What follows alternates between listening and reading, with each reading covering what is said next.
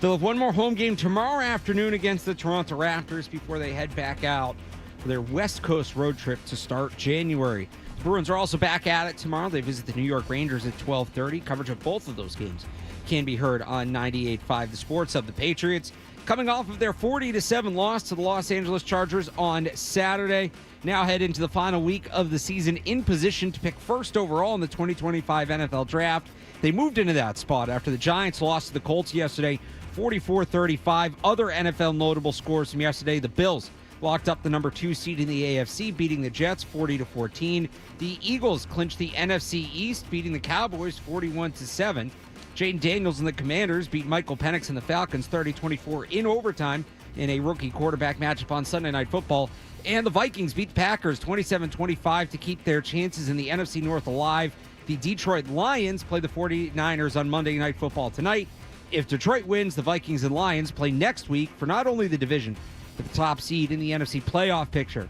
And the college football playoffs resume tomorrow with Penn State and Boise State in the Fiesta Bowl. The remaining 3 games of the quarterfinal round will be played on Wednesday. Sports Hub headlines are brought to you by Safety Insurance, providing comprehensive coverage for your auto, home, and business. Ask your independent agent about safety. I'm Alex Barth on Boston's Home for Sports, 98.5 The Sports Hub. Your next update is at 6:30. To us, Boston pride runs deep. I'm a Bostonian! This is Boston's Home for Sports. Bow, bow, bow! 98.5 The Sports Hub. Fred, hello. Hello. Hello. Mm-hmm. Hello. Hello. Hello. He's naked. He has a sword. Open him up with a football. 98.5 The Hub! Bruins are back from the West Coast. Cocaine and hookers. Yes. Na. Is it okay to use this for the radio? Yeah. Welcome to the show, you sweet bitch. Good morning. This is Toucher and Hardy. Mark Dondero, Alex Barth in for the guys. You'll find us on YouTube streaming. But we're in there. We're there. Good morning. Happy New Year. Almost This is New a Year. travesty. Did I start too soon? Am I good? Hit Not supposed to start? You're good. I'm just screwing with you. Okay. Good morning. 617-779-0985 from the Town Fair Tire Studios. Mark Dondero, Alex Barth. Alex, good morning. How are you? Morning. How we doing? Happy great. almost New Year. That's good. First off, I'd like to start the show by offering condolences to Dan Roach. I don't know where he is, wherever you are. It was my understanding, Alex, that so Dan was I think he was talking about it with me on the air late last week or whenever we were on. What was that? What day is it? I don't even remember what day it is. Monday? It is Monday. Today's Monday. So it was Friday, I guess. He was telling me he's in a 98.5 fantasy league or something like that. And his quarterback, forget who his quarterback was, but they got hurt. So he had 3 options he picked up on the waiver wire for this week for the final. It was Caleb Williams, it was Drake May, and it was Aaron Rodgers. I'd eat it, throw it up, and eat it again. Yeah, and I told him to play Rodgers. Why? I don't know. I mean, Caleb Williams Against the Bills? ended up being a disaster. The Bills hadn't played great defense. Drake May looked okay against them. They've been giving up points, and Rodgers, I thought, looked better in recent weeks. I mean, he had that big game against Jacksonville in the second half. I thought he looked better. I thought they were playing a little bit better. Safe to say he lost that finals match, whoever he played, because all 3 quarterbacks, May was not a disaster, I guess, but it's not like they produced a lot offensively. 3 bad options, and it was stunning how the Aaron Rodgers thing yesterday was that was real bad, and it also cost me a parlay, so I'm bitter about that. I lost my – so I don't know if you noticed, I'm in a fantasy league with a couple other Patriots writers, but it's only punters. It's only punters? It's only punters. How does that work? 8 teams, everybody has 4 punters. You get points for punts down inside the 20. You get points for touchbacks. For fair catches. You lose points for touchbacks. You lose a lot of points if a punt is blocked. You get a lot of points if your punter runs or throws for a first down. I'm in the semifinal. I was up. I was cruising. Torrey Taylor from the Bears had a great game for me Thursday night. Yep. Johnny Hecker, my first-round pick, Yep. has that punt blocked. Minus 15 points. Cost me my matchup. So you have a team full of punters. It's 4 punters. You have to start 3 every week. I've never heard of such a thing. Is it fun? Is it like I enjoy fun to it. follow? You do. I mean, how Wow. often are you sitting there looking at the punts going like, come on, get this down inside the 20? Wow. That's interesting. But now I'm out. I don't lost. do fantasy. Like, you'd think. I don't either. That's why I did this, because people were kind of like, how are you not in a fantasy league? And Yeah. like for me on a Sunday at 1 o'clock, I'm working. Sure. So I don't get to sit there and watch the scores come in and follow it. And that's like, it's less fun. It's a lot less fun for me that way when I can't actually watch all the games. So this was kind of like a goofy way to still do it, but not actually have to fully commit to a fantasy league. You would think, based on kind of my makeup and personality, that fantasy sports would be right up my alley, but I wasn't into it. I tried it once, and one of my guys got injured, or my top guy got injured, and it was like, what is this? How am I supposed? It's a joke. And I got turned off, and then when I got turned on to betting, I just thought that was more fun, more stimulating. You could bet on different things, and you could watch the games. I know with fantasy, you watch the games and you're interested, but I just thought it was more fun doing it that way. Mike Reiss will join us, is scheduled to join us at 7:20 to talk about what he saw over the weekend at Gillette Stadium with the Patriots. Jimmy Carter has passed, 100 years old. Who's your favorite president, Alex? If you had to pick one. I don't know. I'm not. Come on, you need an answer. You need to be Considered the on presidents the that ball. much. Come on, man. Abraham Lincoln, George. I mean, there's some classics out there. Jimmy Carter, I wasn't alive for, but I heard he was okay. I was just thinking, like in my lifetime, all time, All time. I'm talking all time. probably Lincoln. Lincoln was big. Maybe Kennedy, good speech giver. I Sure. respect that. A lot going on there. Imagine the guy was 100 years old. Imagine being 78 years old and still having, like, to plan for your next 20 years. That's a great run. You get to 100. You know anybody that was 100? Not personally. Okay. No, I don't think so. Not personally. Growing up, but it was this neighbor we had. The guy's mom lived to like 105 or something. It was crazy. I don't know. It's a ripe old age. It's interesting to be that seasoned, have some perspective on things. I wonder how somebody at that age would take a Patriots loss the way that we saw one on Saturday. I think anybody of any age would take it well. By the way, we have an update from Dan Roach here. Okay. So he had Jalen Hurts. Oh, okay. Who got hurt. That's who got hurt. His options were Williams, May, and Rodgers, but at the last minute, he switched to Bryce Young. Oh. Had a great day with 130 points, but still got beat badly. I respect the effort. It brings out the rage in you. Yeah, because if it was between those three, it was just rough sledding. So I'm glad it was Bryce Young's the right pick from that group. Yeah. Especially that Tampa defense has been – I like Tampa. I like that team. That defense has been hit and miss. Yeah. So that was an over I was looking at going into the day, and I think it hit. That was a bigger number, I think. So Bryce Young, good move. Roachy, I'm not surprised Roachy, shrewd move there with fantasy. I'll tell you what, I was at the game too, Alex, on Saturday. It was the first time I took my kids to a game. I'm sorry that I see that. Well, actually, on the way, I was saying this yesterday, on the way out, I apologized to them, and the security guard who was there just started laughing his ass off. He thought it was hilarious that I had to do that. But, I mean, it was, look. How old are your kids? 10 and 7. Okay. My daughter was all fired up. She couldn't believe that they were so bad. She started, using some, like, not profanity, but, yelling. Why are they sucking? So she's ready to follow in Dad's footsteps. Yeah, it was really, and it was worse. And I knew they were bad. Like, I knew it was bad, but being there was totally different. The energy in the stands was depressing. The stands weren't even close to full. I mean, you've seen it. Like, people walking out at the third quarter. It probably maxed out, what would you say, around 60% full? Oh, yeah. At the most. Best. And when Drake May had that scramble, right, and he gets hit in the head, and he kind of waved off the teammates, try to help him up, I don't know that I've ever heard a collective groan Yeah. The way I heard from the Gillette Stadium crowd in that moment. That was kind of like, usually somebody gets hurt, it just goes quiet. Obviously, like, out of respect, right? Either team. There was an audible like groan when he wasn't getting up.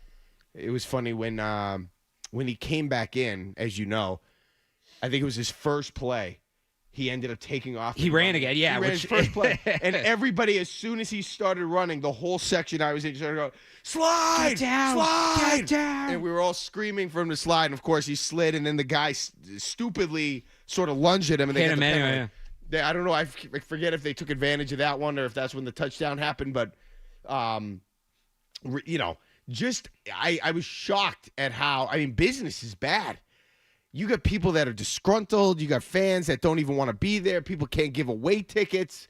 I could not get over everybody filing out. The third quarter hadn't even ended. My son, who likes to stay, I mean, we've been to Red Sox games. The Red Sox haven't even been that good. We've been to Red Sox games where they've gotten rain delayed. And the game would start at 9 o'clock, but we had tickets, so we stayed. And he doesn't want to leave. The Red Sox game, it's like 12 o'clock. I'm like, bud, we got to go. He was ready to go at the end of the third quarter. And he loves football. It's his favorite sport. And he was good. It was so bad. This is a travesty. Yeah, I mean, it was movement left. The way it looked. There's only so much of that you can take. Like, you know, in all honesty, I get it. I was just taken aback by how down and depressing the scene was to be there in the stands. I mean, I don't know. What are the glory days for you? Like, how old are you? What are your glory days when you think of the glory days that you remember that you can think about? 20 years. I was 6 when they won the first one. Oh, okay. So, do you remember it at all? Like a little bit? Yeah. I don't. The regular season, I remember a handful of the games. I remember both playoff games and the Super Bowl, obviously, very vividly. And then, like, moving on from there. Yeah, I mean, I remember all 20 years. Some a little clearer than others, but... So you don't even know the Patriots not being good? Oh, no, I mean, I definitely, like, wasn't following closely, but I remember them not being great. I remember 99 and 2000. Oh, you I don't remember, you know, some of, like, the 1-2 win seasons, but I remember a couple, like, 5 No, I don't seasons. remember those either. I mean, but... No, this is the worst they've ever been in my lifetime. I heard you say yesterday, I thought it was funny, just from a generational gap perspective. You were talking about when you were almost Cerrone, about how back in the day you used to listen to Joe Buck and Troy Aikman call the Big Fox NFC game. Yep. Like, once upon a time, that was Madden and Summerall. And that's what I think of. Like, and that's because when I was a kid, those were the guys that called the big NFC games, and they were icons. And then it was Buck and Aikman. That's good. But I just like, I don't know. I will say Brady's getting better.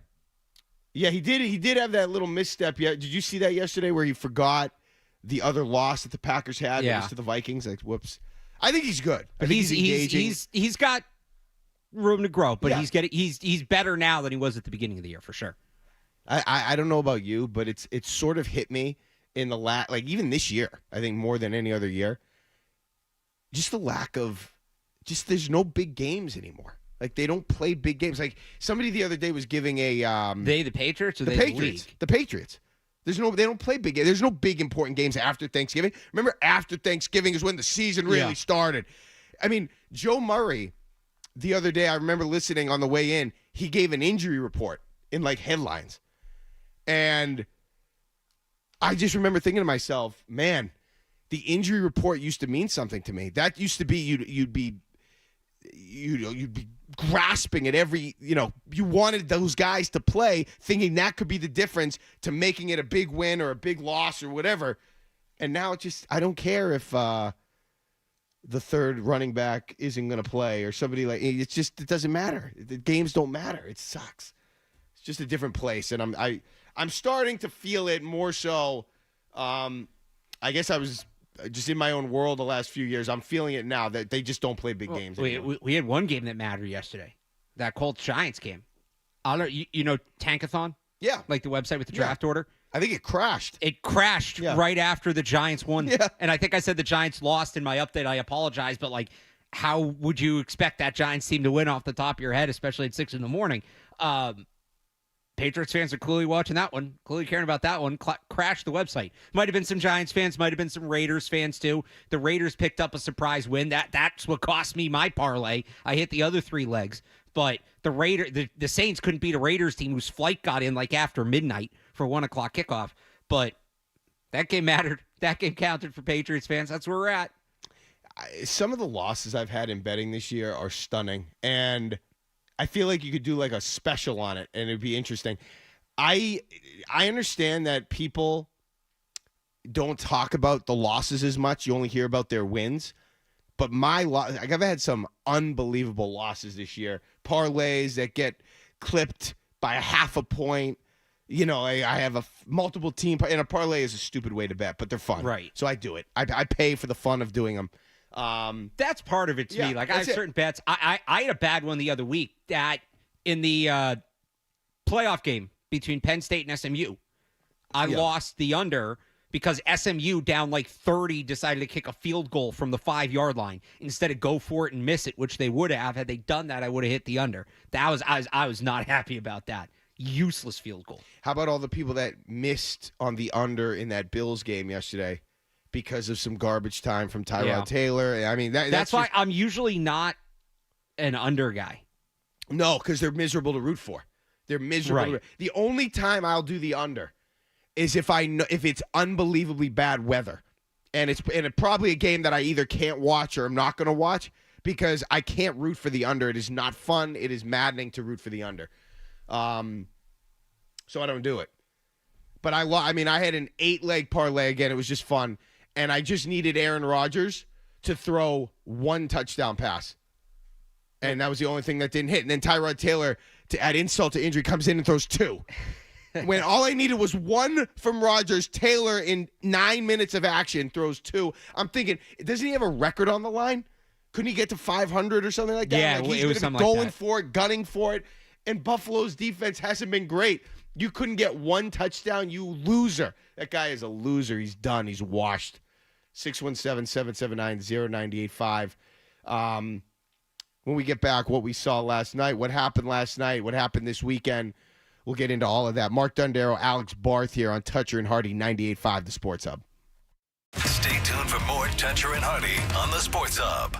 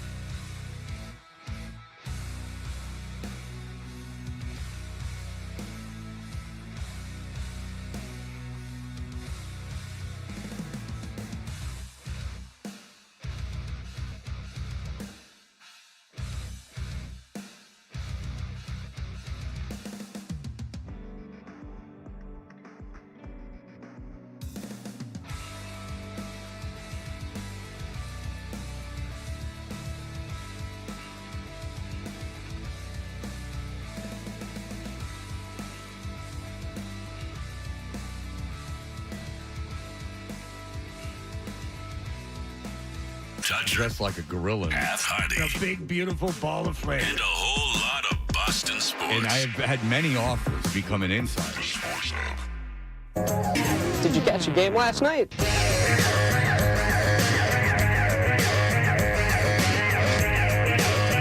All right, back here, Toucher and Hardy. Mark Dondero, Alex Barth. This hour of Toucher and Hardy brought to you by FanDuel Sportsbook. Make every moment more with FanDuel.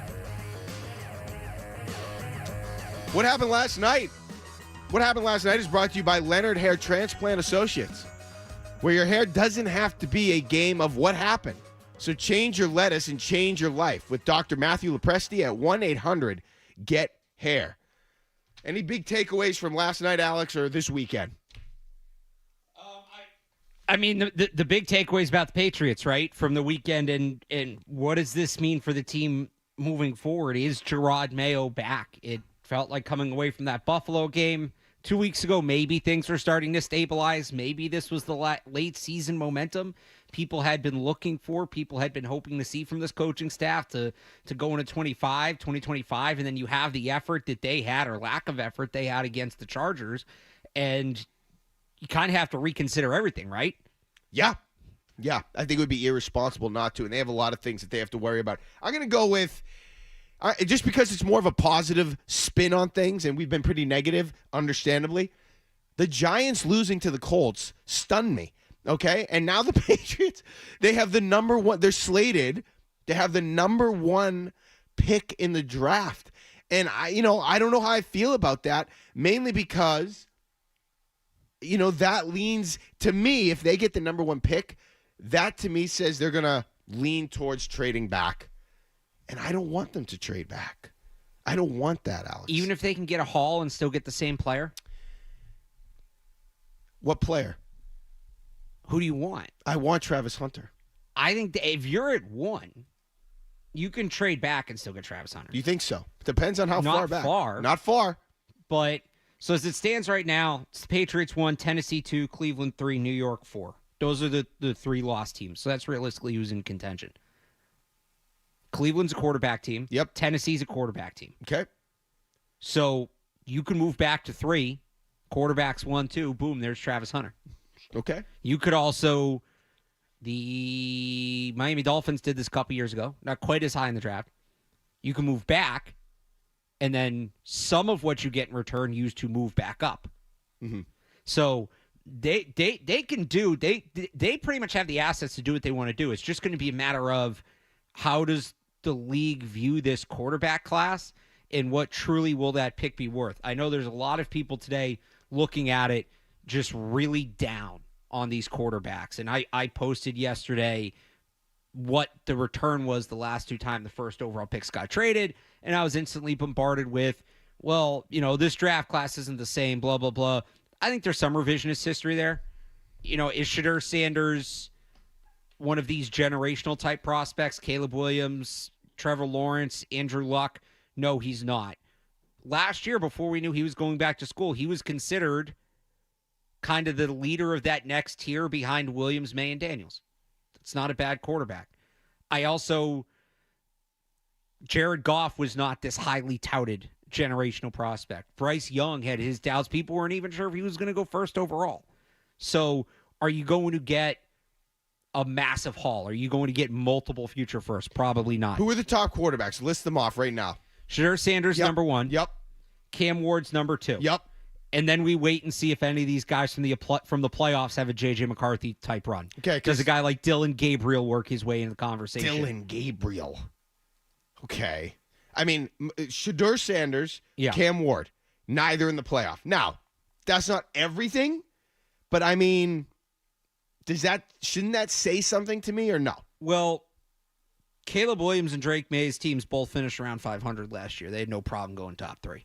So I don't think so, especially when you look at Shedeur Sanders and that Colorado team that did not have the talent necessary. They have some talented players, but that was not a very well-rounded roster in Colorado. That's fair. That was not built like a playoff team. Mark is in Medford. Hey, Mark. Hey, you said that the Giants are losing to the Colts. The Giants beat the Colts. I know I corrected that. That's my bad. Okay. And I was going to say, well, my question was, what were the Giants thinking? Did they not want the first pick? Do they not know that they need just about everybody in every position on that freaking team? And number two, I did not know that last night Aaron Rodgers became the most sacked quarterback in NFL history. Didn't know that either. I mean, I knew that after the game. Yeah. It was nice that he gave a little nod to Tom Brady in that regard. Look, the Giants, the players, they're not trying to lose. Right. They're trying to win. They want to win games. They're out there to win. Drew Lock's they didn't care about the draft pick. I think that's what happened. I mean, I was stunned that the Colts defense played as bad as they did. And I was stunned that the Giants they had the offense, they had the special teams score. It was a crazy win. The good thing is, for them, I don't think it's like they missed out on the top, this generational prospect. There's even a guy like Trevor Lawrence isn't atop the draft. It depends how they see it. Like, they may really like Shedeur Sanders. They may really like Cam Ward. So, okay, maybe. There's no way to know, but we just went through this. You want a chance at taking the quarterback. The quarterback, if you hit on that pick, can change everything. And look, just because they're not generational prospects, C.J. Stroud was not a generational prospect. People were down on C.J. Stroud. Remember, people thought Will Levis was going to go ahead of C.J. Stroud through most of that draft. That was kind of the, hot take that everybody sort of felt cool with. I know we're talking about being a 2-quarterback draft, but Will Levis, blah, blah, blah, this and that. That was a very popular take at that time. People were not sold on C.J. Stroud being a top 5 pick. Ended up being I know he's regressed a little bit this year, but ended up being a pretty good player. It's all about, do you believe in the guy, and then player development. Development's just as important with these quarterbacks as it is simply taking the right guy. You don't have a shot to develop the guy if you can't take him. Are Shedeur Sanders and Cam Ward these upper echelon quarterback prospects? No. Are they guys that can develop into plus NFL starters? Yes. And where the Giants sit at 4 right now, considering who's ahead of them, they might not have a chance to draft one of those guys if sitting where they are. And if not, well, then you have to wait a whole nother year to get this process started. Now, maybe they enter the Kirk Cousins sweepstakes. I don't think that really solves anything. We'll see what happens in Minnesota. Somebody's going to become available, either Sam Darnold or J.J. McCarthy. If Minnesota's smart, by the way, they'll shop J.J. McCarthy in a down quarterback year. I don't know if they're getting that first-round pick back. Can they get a second and something else? Yes, absolutely. But the Patriots are sitting at 1. They could move to a quarterback team. I'd be shocked if Tennessee didn't take a quarterback at 2.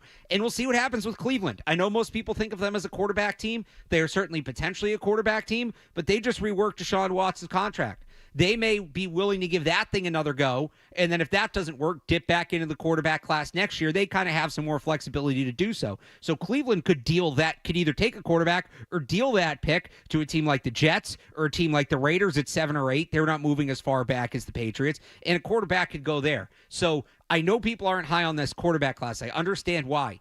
I would just say, do not underestimate how truly desperate NFL franchises are for hope at the quarterback position. Do not underestimate that, because that will come into play. Last year, I was telling everybody starting in November, 5 quarterbacks were going to go in the first round. Mm-hmm. Michael Penix isn't a first-round pick. He's 24. He has bad knees. Bo Nix isn't a first-round pick. He's old, blah, blah, blah, blah. Remember people thought they were going to be able to get Michael Penix or Bo Nix at 34 overall? No. All those guys were always going to be top 15 picks. You have a guy with a semblance of hope. NFL teams will do all they can to get that guy. Do not underestimate how desperate and how dumb NFL teams get about the quarterback position when you come to the draft. That was a great game in Cincinnati on Saturday night. Bo Nix, made me feel sad because of how meaningful the game he was participating in. That's exactly the type of game. And just another thing about what I saw last night. What I saw last night is another thing that made me sad. Okay, because the Washington Commanders, they won a game in overtime on a Jaden Daniels touchdown pass to move their record to, I believe, 11-5, to put them in the playoffs. And when I think about a year ago when they beat you with Sam Howell was playing quarterback for them, and they ended up with a better draft pick than you because they were as bad as you were last year. To see the turnaround, I understand that they hit on the draft picks, and they got a different coordinator than you, obviously. But they brought in, Alex, A Yep. recycled head coach, Dan Quinn. Now, you might like Dan Quinn. He's a defensive mind, whatever. But they should have been in lockstep with the Patriots, and somehow they're 11-5 in the playoffs with all this hope and optimism. The world is their oyster, and you are as down and as depressed and as up against it as you've ever been. And it's such a bad juxtaposition, and it makes me sick, and that's something I thought of last night, too. 617-779-0985. Mark Dondero, Alex Barth, Toucher and Hardy. Sports Hub Headlines. The Celtics have now lost 3 of their last 4 games. They lost to the Indiana Pacers 123-114 last night at TD Garden. Celtics shot 29% from 3 in that one. They'll have one more game tomorrow afternoon against the Toronto Raptors before they head out west to start a road trip in January. The Bruins are also back in action tomorrow. They visit the New York Rangers at 12:30. The Patriots are coming off a 40-7 loss to the Los Angeles Chargers on Saturday. They did get some news yesterday, though, as they moved into position for the first pick in the 2025 NFL Draft with a week to go. They were able to make that move after the Giants beat the Indianapolis Colts 44-35 yesterday. Other notable NFL scores from yesterday's slate: the Bills locked up the number 2 seed in the AFC, beating the Jets. The Eagles clinched the NFC East, beating the Cowboys. Jaden Daniels, the Commanders, beat Michael Penix and the Falcons 30-24 in a rookie overtime quarterback matchup. And the Vikings beat the Packers 27-25 to keep their chances in the AFC North alive.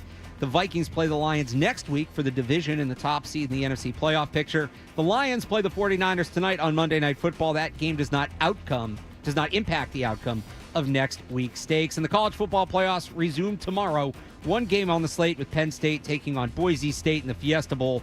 The 3 remaining games will be played on Wednesday. Sports Hub Headlines are brought to you by Valvoline Instant Oil Change. Enjoy quick and convenient vehicle maintenance this month.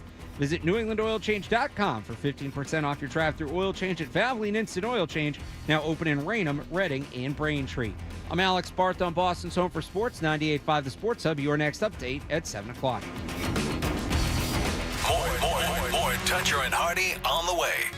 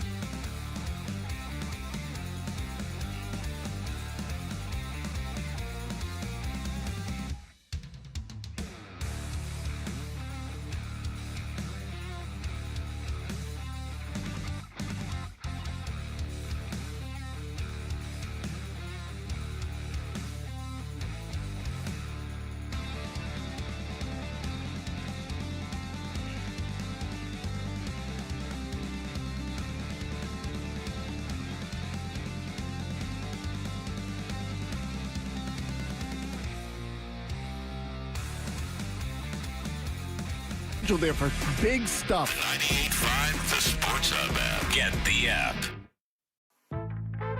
What's the best way to listen to Toucher and Hardy? Well, you're going to have to spend $40. Cough it up, and let's get back to Toucher and Hardy on the Sports Hub. Locke takes a knee, and the New York Giants get win number 3 on the season. The Colts are eliminated. The Giants do not go winless at home. The Giants end a franchise record 10-game losing streak. They force 3 turnovers as Drew Lock throws 4 touchdown passes. And the New York Giants have defeated the Indianapolis Colts 45-34. All right, back here on Toucher and Hardy, 617-779-0985. What a horrible day for New York football yesterday, at least New York City football. Don't you mean the state of New Jersey football? Sure. Yeah. I mean, it's just like, it's so bad, it's laughably. I mean, the fact that the Jets lost the way they lost and they looked the way they looked, and I love that they came out to Gangsta's Paradise, whatever that means, or why they're doing this. What are we doing here? Just incredible. And then the Giants doing what they did, choking away the number 1 pick. And now the Patriots sit in that spot, and John is in Franklin. Good morning, John. Hey, guys. I'm going to throw water on trading down from number 1. You got a couple of problems. Well, first is you got Cleveland at number 3. Cleveland is not going to take a quarterback. They're going to take Travis Hunter, who you really want out of your top 4 or 5 picks. Number 2 is, I researched this last night, since 1967, this number 1 pick has been traded 13 times, okay, including the 1991 Patriots. It's never worked out for any team that ever did it. It's a fool's errand. As a matter of fact, your colleague Scott Zolak was on that 1991 team. Ask him how 1991 and 1992 went. Didn't go very well. They were back at the top of the draft in 93. Then they got better. So they kept the pick and took the quarterback. So I would stay away from trading down from number 1. I think it's a mistake. Thanks for the call, John, and I could not agree more. I do not want them trading down unless, Alex, it's what you outlined. If they can Danny Ainge the thing where you know that your guy is going to still be there. The guy, because I think, when Ainge did it, we like to give him credit. Obviously, when he did it for Tatum, he knew the Lakers were going to take Ball and the Sixers were going to take Fultz, and he knew Tatum was going to be there. That's what I'm operating under that assumption. Yep. If that is the case, then I'm okay with it. If not, you take the player, because the whole trading down thing, and thank you for the research by John, I'm saying even if you get a bunch of assets and get this haul, you have to hit. You have to be isn't that true at 1 too? Isn't that true at 1? You have to hit. Yeah. What if Travis Hunter isn't their guy? By their guy, you mean the guy that they're eyeing, the guy that they want? So Jay Glazer last week on Fox reported that he talked to 13 NFL GMs.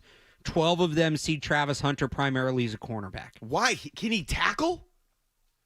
NFL teams don't care if corners can tackle at this point. Can you take a receiver out of the game in coverage? All right, fine. That's what they want to see. That's fine. If he's it's not a fair critique of Travis Hunter. He can't. But the majority of NFL teams, it sounds like, and I happen to agree. I think Travis Hunter is a better corner than he is a receiver.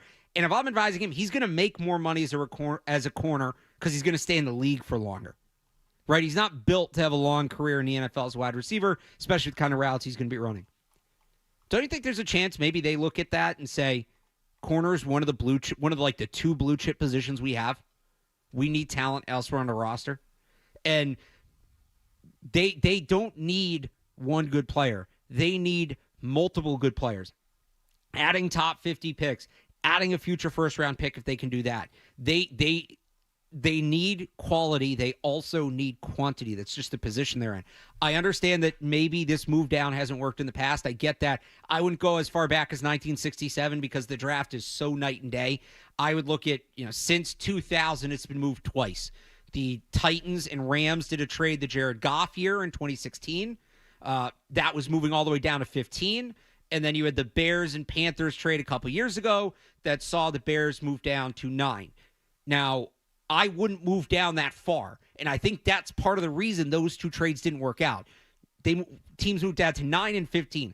I wouldn't move any further than I think my floor might be 7 looking at this draft. Yes, and that's low. my absolute – I'm talking about if you're going to give me – it would probably have to be 7 this year. So right now, 7's the Raiders. Let me throw this at you, Mark.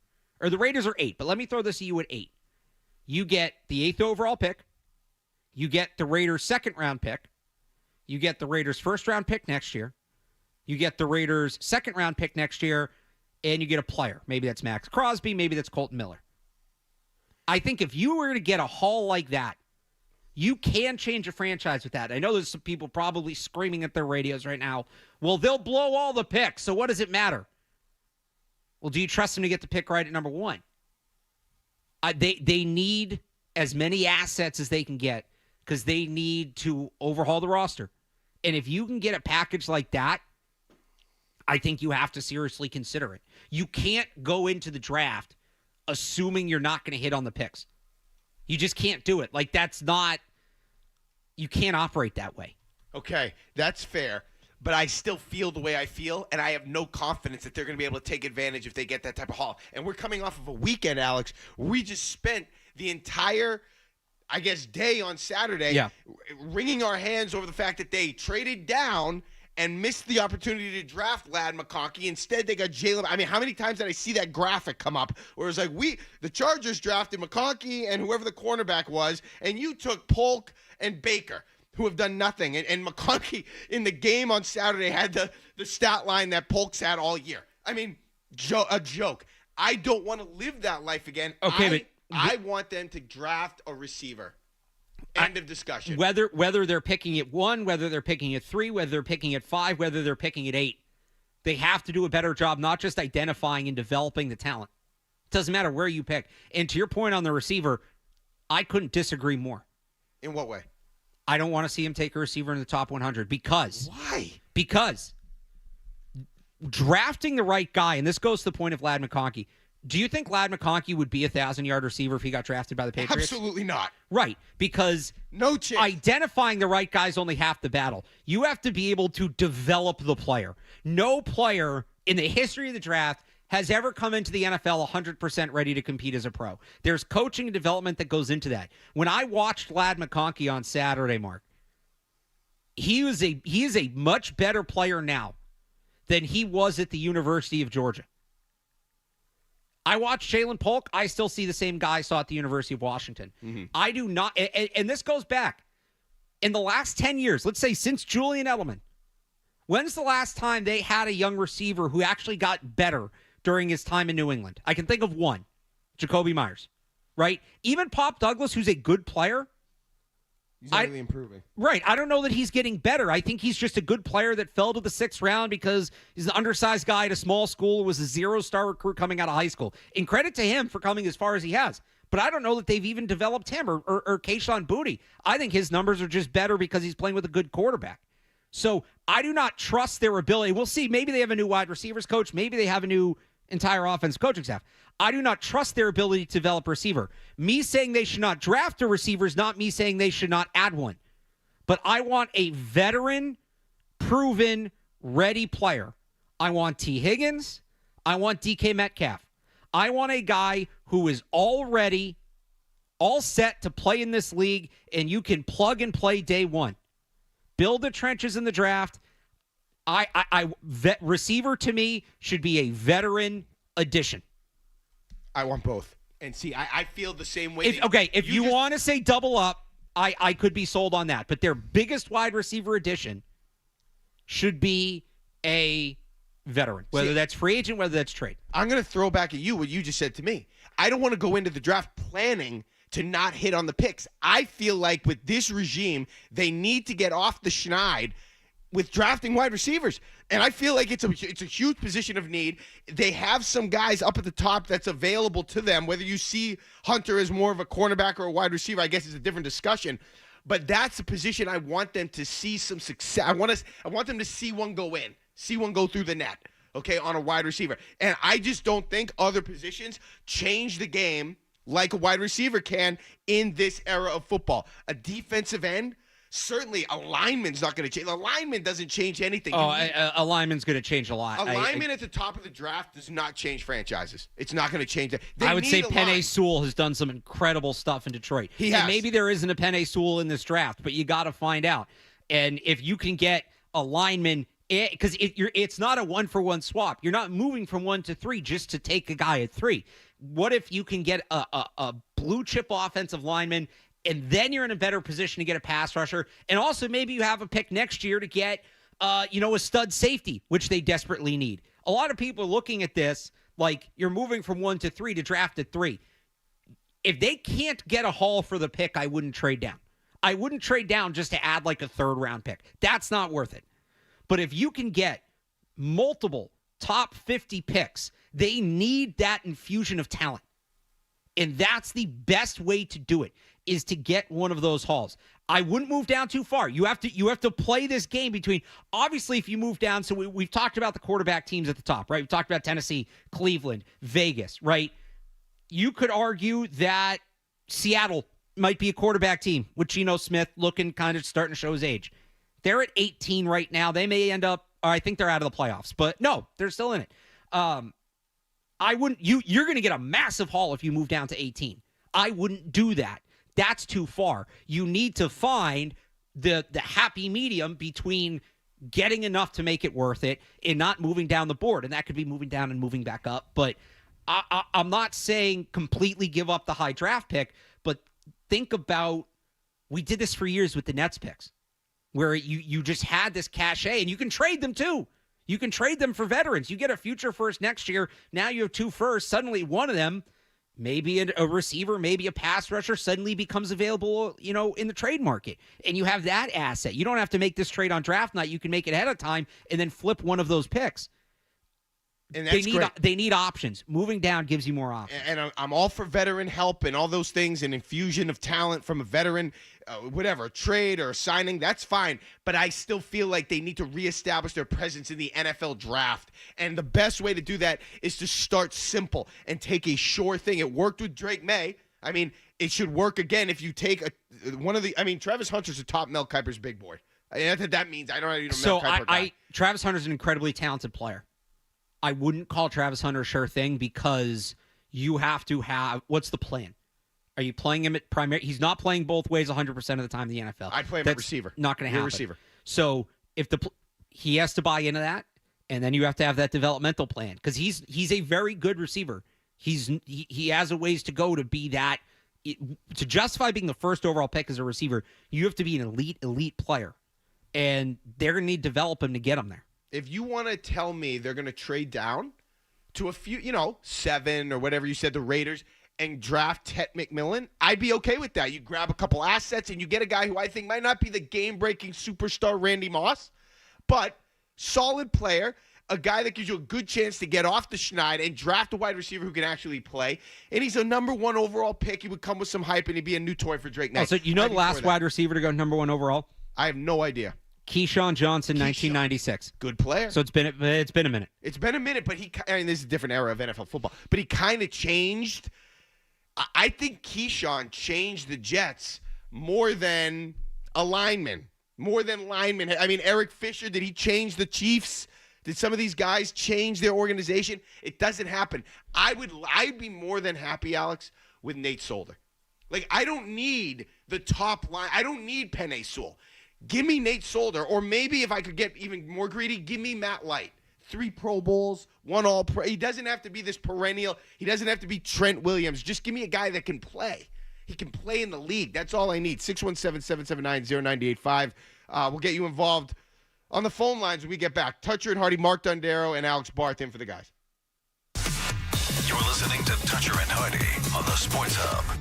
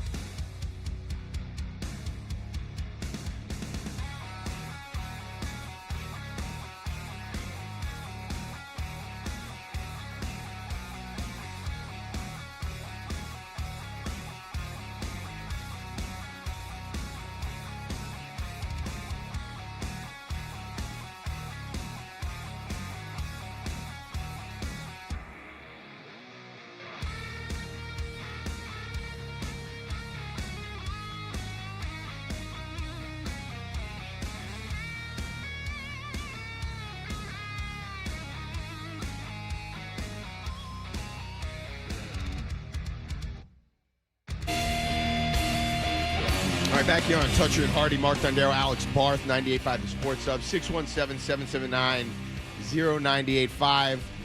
Let's go to you. Oscar is in Orlando. Good morning, Oscar. Hey, good morning, boys. How you doing? How you doing? Hey, I really hate to be a Debbie Downer. So the Giants losing yesterday was pretty embarrassing. But imagine how embarrassing it's going to be this Sunday when the Bills roll into Foxborough playing their 8th-string players and the Patriots try as hard as they can, and they're going to lose that number 1 draft pick. That would be an embarrassment. Not so much for the loss of the draft pick, but just, at this point, it feels like Gerard Mayo can't get out of his own way. Anything that can go wrong will go wrong, all of the above, and it's just... He's not going to purposely lose the game, though, especially if he still is coaching for his job or he believes he's coaching for his job. If the Crafts are on the fence and he loses to another team's backups, he's going to be out of a job. So, look, tanking doesn't happen at the coaching and player level. You kind of talked about this off the top. Like, what were the Giants thinking yesterday? You had a bunch of coaches and players who are trying to save their jobs or put good film on tape so they can get new jobs elsewhere next year. They have there's no incentive. What? The players are supposed to play poorly to help the team draft their replacements? That's not how anything works. So don't go in thinking the Patriots are trying to lose next week. Maybe you get something from the top that says, hey, we're only going to play the starters for half. That would be different. You're not going to have coaches out there purposely making bad calls. You're not going to have players giving up on plays to get the first overall pick. Might there be bad calls and bad plays anyway? It's very possible. We've seen 17 weeks of it. That might just happen because that's what's happening. But there's no incentive whatsoever for the players to help the team get the first overall pick. There's very little incentive for the coaches, especially if the coaches aren't guaranteed they're going to be back next year. Chad is in Framingham. Good morning, Chad. Hey, good morning, guys. Sorry. So earlier you were comparing the Patriots last year to the Washington Commanders this year. And one of the things that was missed is the first thing Washington did with their ownership is they fired and brought in a new GM. And they hired Adam Peters from San Francisco, who had been under John Lynch and Shanahan. And the first things he did was trade the quarterback, fire the coach.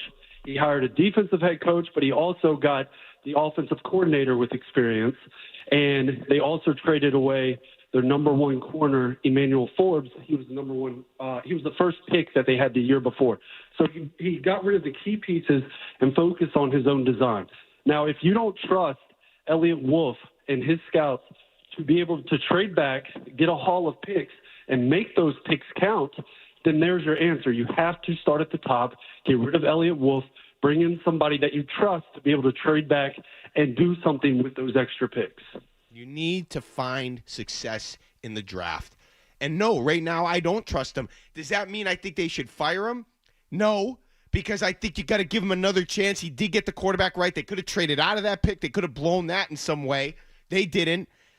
You're still not – it's not over for every draft pick he made last year. It doesn't look good, but you could still conjure up some optimism associated with Caden Wallace or Layden Robinson or whatever. I don't know if you want to close the door on Polk. I'm about to close the door on Polk, but I'm not firing Elliott Wolf. But as of right now, I just don't have confidence. Not now. Look, the first overall pick is a true asset. You need to be confident in the person you have managing that. If the Crafts are, you keep Wolf. If you can't trust the guy to manage the first overall pick, I don't know what you can trust him to manage. I'll add this to the caller there, and he made a lot of good points, but he listed off the things that Adam Peters did when he got to Washington. To me, the real difference, you want to talk about the coaching staff, there's certainly a difference there. The big difference in what Washington did and what the Patriots did. Washington built a real offensive line. They re-signed, they had him, but he was in free agency. They signed Cornelius Lucas, a true left tackle. And by the way, to everybody saying, well, the Patriots would never do that, they're too cheap. Cornelius Lucas got less money than Chuks Okorafor. They signed a true left tackle in Cornelius Lucas. They drafted a tackle, a guy the Patriots, I believe, met with in the pre-draft process, in Brandon Coleman from TCU. A true left tackle, a guy that was available there in the 3rd round. There were multiple chances. He went the pick before Caden Wallace, but the Patriots, one of their draft mistakes that I stick to more than the player selection, should have been more aggressive in trading up when the run on tackles started. Coleman went the pick before Wallace. They should have been more aggressive, and they should have done more to build up front. I know people will say, well, what'd you want them to do? There weren't many options. They didn't add a true left tackle, Mark. No. They at no point in the process, their plans at left tackle were a career fringe starting right tackle who got cut by his previous team for going off on coaches, and a career college right tackle who they were just going to move over, which is not an easy move. The Commanders built a real offensive line. It started from left tackle, which to me is the second most important position on offense besides the quarterback. You want to start with the differences between the Patriots and the Commanders from last year to this year? Start there. Okay. And that's a real thing. And again, they did it, and sorry, who'd you say is the Commanders' left tackle? Lucas? It's Cornelius Lucas. Okay. Yeah, and they have Brandon Coleman, too. Lucas has been banged up at times, and they have depth there. Is either of those guys atop the league in terms of their position and playing at their position? No, not atop the league. They're capable. They're NFL players. They can play. That's all I'm looking for. And that should be, and I will say this, because I did talk about getting a wide receiver in the draft. I'm not as confident in looking towards the free agent market or even the trade market to getting a tackle. It can happen. I mean, it was super rare. Those guys don't become available. I don't like. I mean, I'd rather do it from the draft if you can. So if you want to give a nod to drafting a tackle, there it is. But I still feel like you need to hit at the receiver position, and that would change your organization more than any other position right now. How would bringing in DK Metcalf not be hitting at the receiver position, though? How would that not change the franchise? You have a superstar top 10 receiver, a guy that, by the way, stylistically is an excellent fit with Drake May. Excellent fit with Drake May. How is that not a seismic change for the organization? Day one, he steps on the field. If you draft somebody, you still got to wait to make sure that he's the guy. I'd be for it. It would change the organization to a point, but there's two things. Number one, I'm not sure how he'd fit here. We've seen guys come in here as veterans and not work out. I don't know if that would happen. We don't know who's going to be running the team, so it's impossible to say right now. Fine. But I'm just saying you don't know how well that would work out, and that would you don't know that with a rookie either. But you would still be in a hole in terms of drafting a wide. I want them to prove they can draft again. I want them to draft again. I want success. I want them to hit on draft picks. I don't care really about the position because they need everything. If they were to go out, let's say they move down and take. We've been talking a lot about tackles. In my personal philosophy, roster building, especially in the draft, trenches out. Both sides of the ball. Start at the trenches, build out. Let's say they move down a couple spots, add a future first and draft Abdul Carter, edge rusher from Penn State. If he turns into like a true bona fide top 10 draft pick pass rusher, right? Top 5 pass rusher in the league, sack a game kind of guy, I'd be ecstatic. That is hitting in the drafting, and I don't think the position matters. It does matter, and though. How has that worked out for Cleveland? How's that worked out for Dallas? I think CeeDee Lamb changed the Cowboys way more than Micah Parsons. Well, I don't know about that. They've been winning on defense for a while now. Like, they've been struggling. The offense is usually what falls off late in the year. I think you can point to any team that's been bad. Bad teams will still have one or two good players, right? Look at what Will Anderson, and I know they drafted a quarterback technically first that year, but they made 2 picks. Look at what Will Anderson has done for Houston. Sure. He's been excellent. Look at what, I'm going back here a little bit, but what Von Miller did for the Broncos. Sure. That was he was huge in their championship. Right. That's going way back. Last year, when the Browns went on their run, when they went on, when they had a decent season a few years ago, Garrett was a part of that. Do they have a Super Bowl? No, most teams don't, because most teams' problem is they don't have Patrick Mahomes and Andy Reid right now. I think you put an edge rusher on this. I'm sorry, I just realized however we are. Yeah, no, this is my fault. You put an edge rusher on this defense with Gonzalez, I would think a new coordinator. You have building blocks there now. They just need building blocks. I don't think the position is that important in the sense that they need good players at multiple positions. I don't know that I value wide receiver that much more than like edge rusher or tackle, especially when you look at the veteran wide receiver options available. All right, we'll keep talking about this. Mike Reiss scheduled to join us at 7:20 a.m. Let's get a headlines, no commercials. Alex will get you updated. We'll be right here, right back. Toucher and Hardy, Mark, Alex. From the Town Fair Tire Studios, the Patriots. Into the end zone. Here. Touchdown for the Patriots.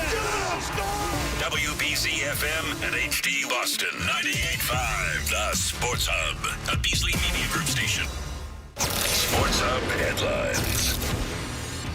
The Celtics have now lost 3 of 4 after falling to the Indiana Pacers, 123-114 last night. The Celtics are home again tomorrow against the Raptors. Then when the calendar flips to January, they leave for the start of their West Coast road trip. Bruins back in action tomorrow. They visit the New York Rangers at 12:30. Both the Celtics and Bruins games tomorrow can be heard on 98.5 The Sports Hub. The Patriots, coming off their 40-7 loss to the Chargers, now sit in possession of the first overall pick in the 2025 NFL Draft with 1 week to play in the season. Patriots moved into that spot after the Giants beat the Colts yesterday, 44-35. Other notable NFL scores from yesterday: the Bills have locked up the second overall seed in the AFC. They beat the Jets 40-14. The Eagles have clinched their division. They beat the Cowboys 41-7. The Commanders are heading back to the playoffs. Jaden Daniels beating Michael Penix 30-24 in a rookie quarterback matchup in overtime last night on Sunday Night Football. And the Vikings kept their division hopes alive with a 27-25 win over the Packers. Tonight on Monday Night Football, the Lions play the 49ers. Sports Hub headlines are brought to you by Safety Insurance, providing comprehensive coverage for your auto, home, and business. Ask your independent agent about safety. I'm Alex Barth on Boston's Home for Sports, 98.5 The Sports Hub. Your next update at 7:30.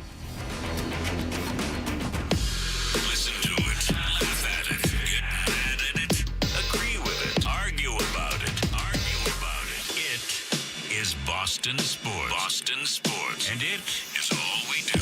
98.5 The Sports Hub. Fred describes himself in 7 words. A guy in tights and a cape. And Hardy with blunt honesty. I am not known as Mr. Fun. Dutcher and Hardy continues on the Sports Hub. I mean, I don't know exactly the intricacies of his contract, but if they did move away from him, would Robert Kraft be willing to foot that bill for a coach that he's no longer working or coaching the Patriots?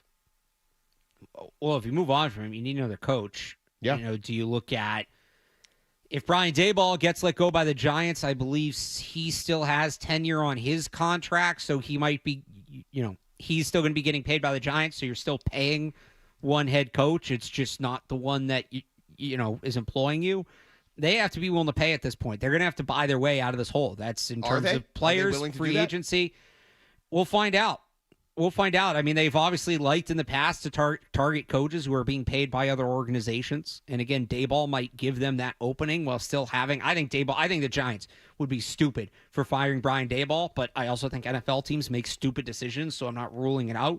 Why would they be stupid? Just curious. I'm not saying you're wrong. I'm just wondering why you think that. I think Brian Daboll is a really good coach. I think theme of the show this morning through 1 hour, he's excellent in terms of player development. Okay. I think he's really good in terms of player development. I think he's a leader. I think he's a guy players will play for. He does a good job with game management, which is an underrated trait. We saw that the Falcons holding on to their timeouts last night, which was aggravating. He runs a good offense. I think his offense is modern without being overly complicated. It can get the job done in this league, but it doesn't, some offenses are so complicated that they're effective, but you need very specific personnel to run them, and that makes it difficult because those kind of guys aren't always available. So I think Brian Daboll is a good coach in a league that does not have a lot of good coaches. I would give him another shot. I think his biggest issue is he was saddled with Daniel Jones more than anything else. I don't think Daniel Jones was ever a viable option at quarterback. But, NFL teams do dumb things. And I'm not saying he's Andy Reid, but the Eagles let Andy Reid go.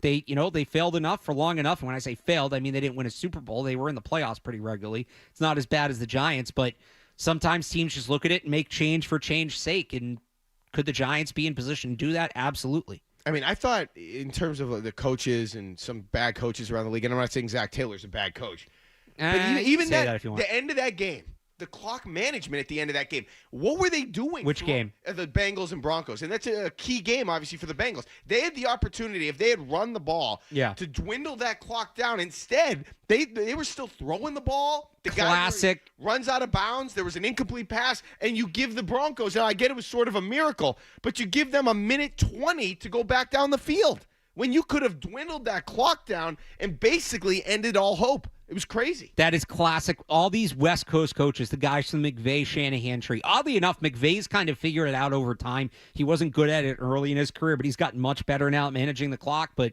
Kyle Shanahan, Matt LaFleur, Zach Taylor, like all these guys from this tree, their nose is so deep in the spreadsheet or in the offensive playbook, they lose track. There are believers. I'm not kidding.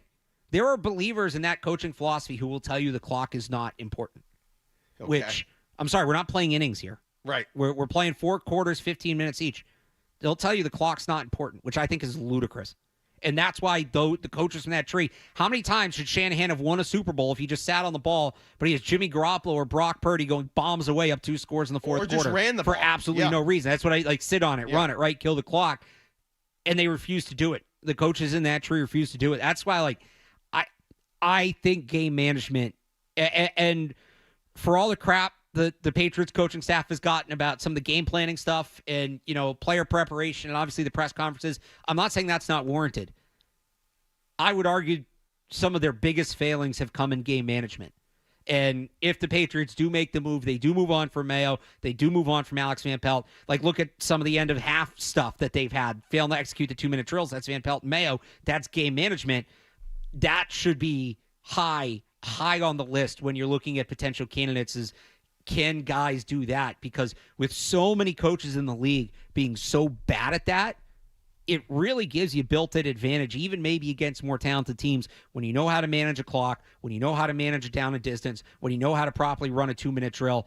That stuff can change games. And a lot of coaches in the league just puke all over themselves when they have to do it. I'd be shocked if they make that move. It would be up there with the Red Sox. Make that move being fire Mayo. Fire Mayo. It would be up there with the Red Sox signing Juan Soto. Like, I would have been as shocked. That was still the most unrealistic thing we've talked about on this station in a long time. Well, but I mean, it felt like it was sort of in play for a minute. I never bought it. It felt all right, anywhere tangent, but I get what you're saying. It would shock me based on what you would have to pay him, based on the history and how you identify. And Robert Kraft came out and I talked about how he identified Mayo years before, and to circle the wagons to that level after 1 year, I would be stunned. That's more what would surprise me. Let me ask you this, and I don't believe this number is public. Do you think Gerard Mayo is one of the higher paid coaches in the league? I would not guess that. No. Is he?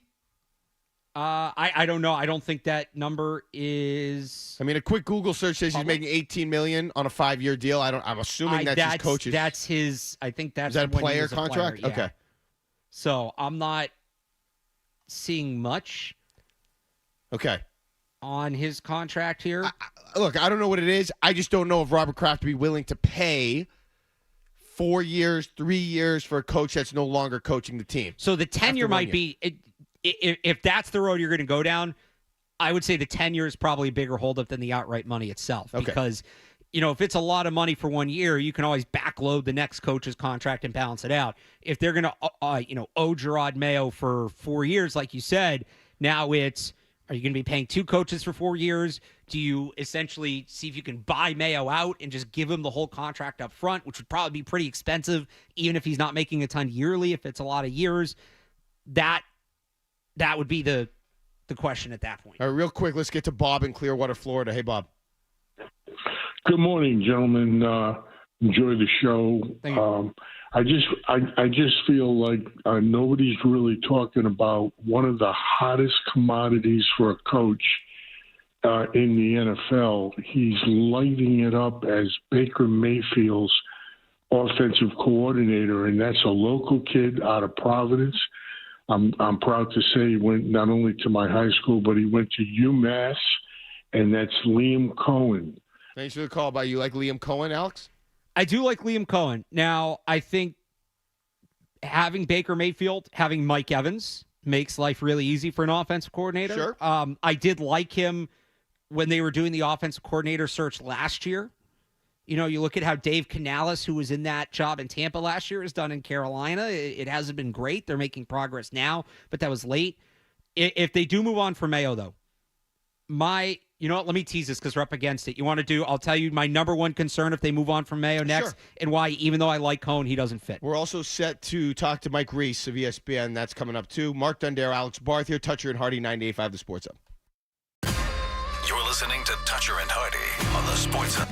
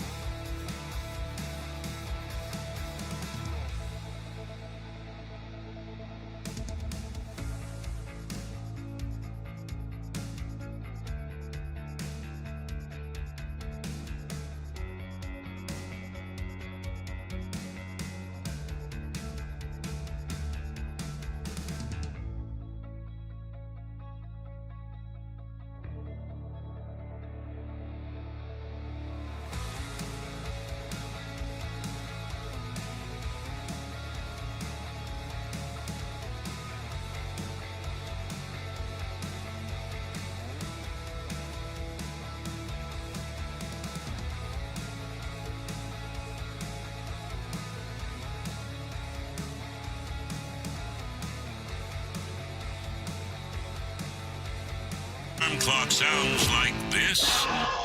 This is the show for you. Toucher and Hardy, the Sports Hub. There's nothing really, this is what I told the players, there's really nothing good to take out of that game today. You know, just the lack of execution. Look, that's a good football team, and they're a well-coached football team. We just didn't play well enough in any phase of the game. No complimentary football. That's what you get. Alex, bringing the energy this morning. I needed a day to cleanse after what we saw on Saturday. That's a nice way of putting it, Mike, and I guess we'll get right into it. I'll start with this. Happy New Year.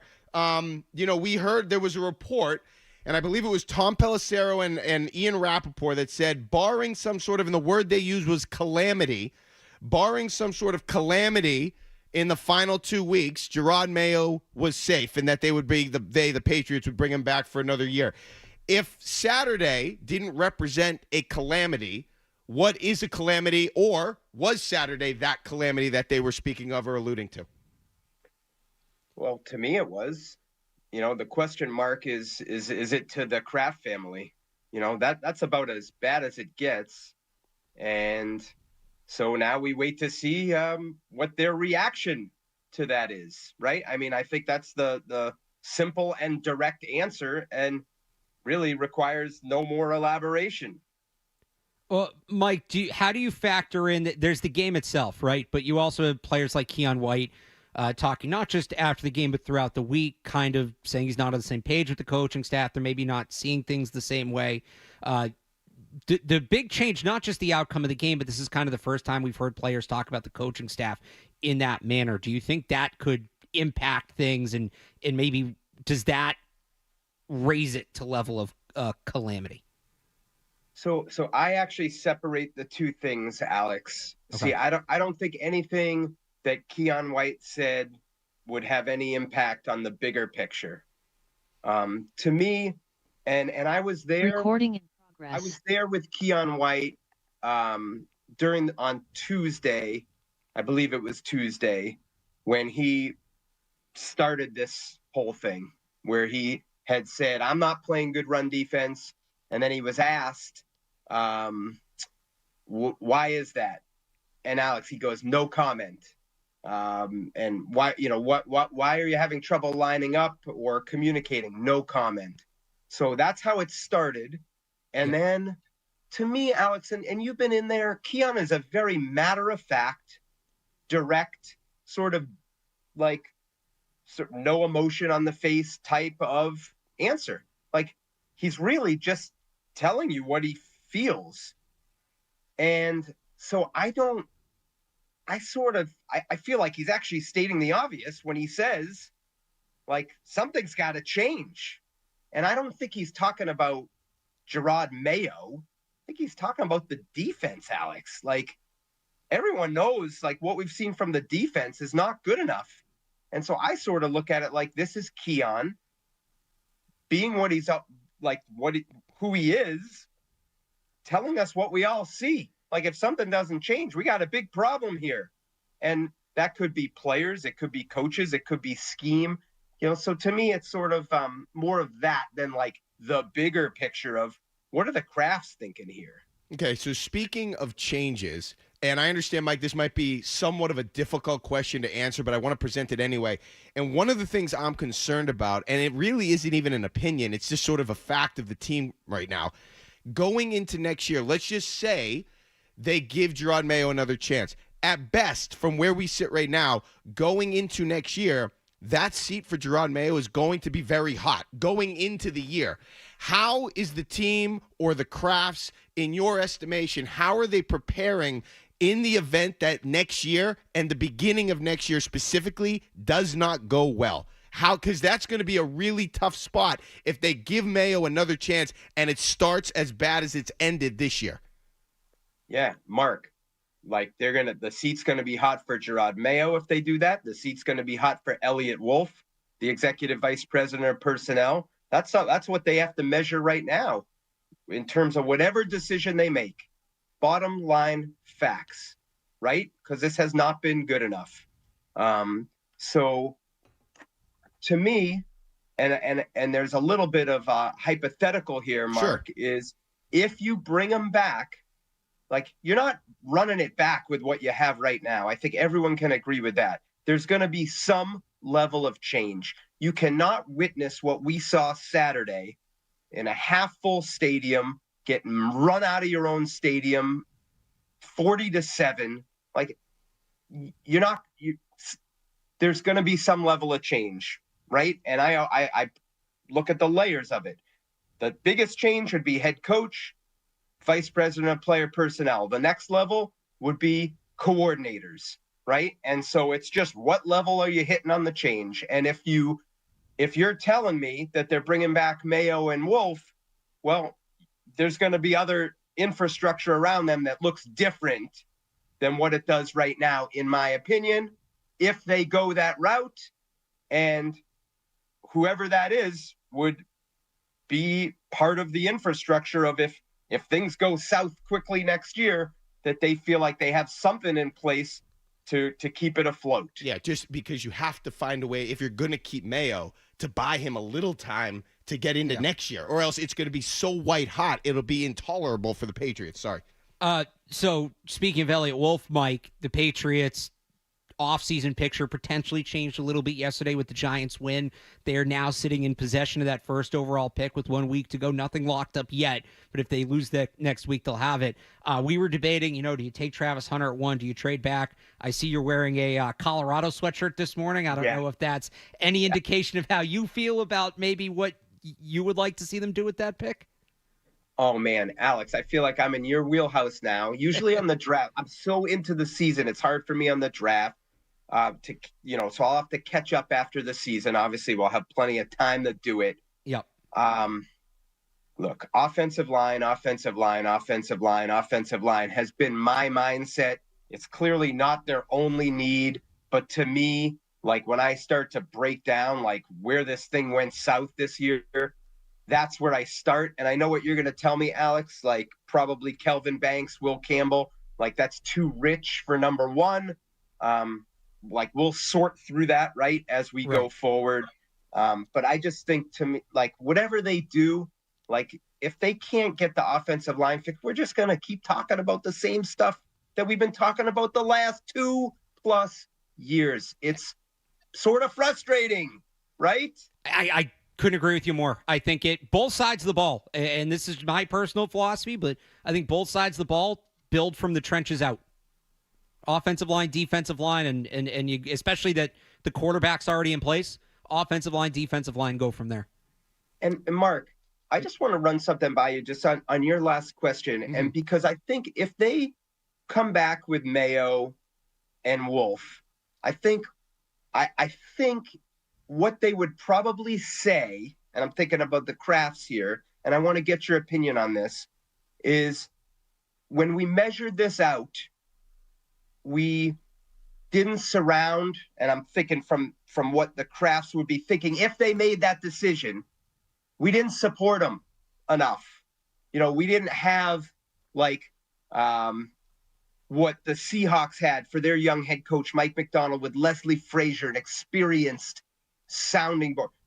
So we're going to try to right that wrong and give Gerard more support. And I think that's going to be a tough sell to the fans. But if they go that route, and again, it's an if, I want to get your opinion, Mark and Alex, on how you would feel about that. And if that would be enough, get more experience around them. People who have been head coaches, people who have been coordinators before.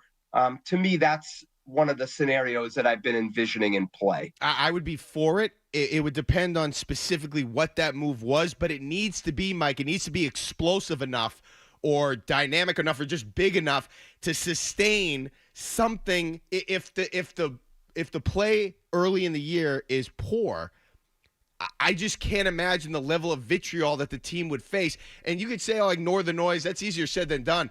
I think they need to do something that would give Gerard Mayo some time. So, for example, if they did, let's just say they changed coordinators, both offensive and defensive, that would at least buy Mayo a little time early to work in with these new coordinators, these new coaches that have more experience or whatever they are, and you could buy a little bit of time if it didn't go well early. If you just run it back and they struggle early, I mean, you're looking for answers. There's nowhere to turn. You just have a disaster on your hands, and everybody's going to be coming for you, and that noise is going to become intolerable, similar to what we saw at the beginning of this year when Jacoby Brissett was struggling, and they ended up going to Drake May after 5 weeks when you could have argued if that's what you were going to do, why didn't you go to him? Why didn't you, play him at number one from training camp on so we could get all those reps? They need to be prepared in the event it doesn't go well if they're bringing Mayo back early next year, or else it's going to be a real bad spot. And Mike, just to go back to your original point there, I think experience, whether it's building around the current head coach, whether it's finding a new head coach, I think experience is the key here. They had Ben McAdoo in that kind of senior advisor role. I think more coaches like that. You look, both coordinators. Well, DeMarcus Covington, first-time defensive coordinator. Van Pelt's been a coordinator, but a first-time play caller. A lot of their positional coaches are in jobs for the first time, the jobs that they're in for the first time. I think when it comes to building up this coaching staff one way or the other, I think experience is the thing above all else that I'd be focused on.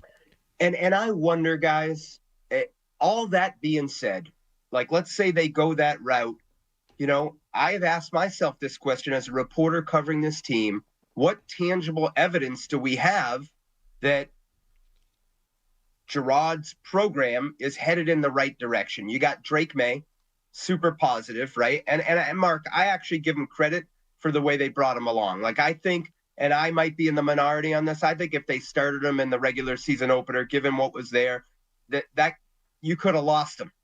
We might have not seen the promise, and I realize I might be in the minority there. So I do give him credit for that. And that's with you on that, Mike.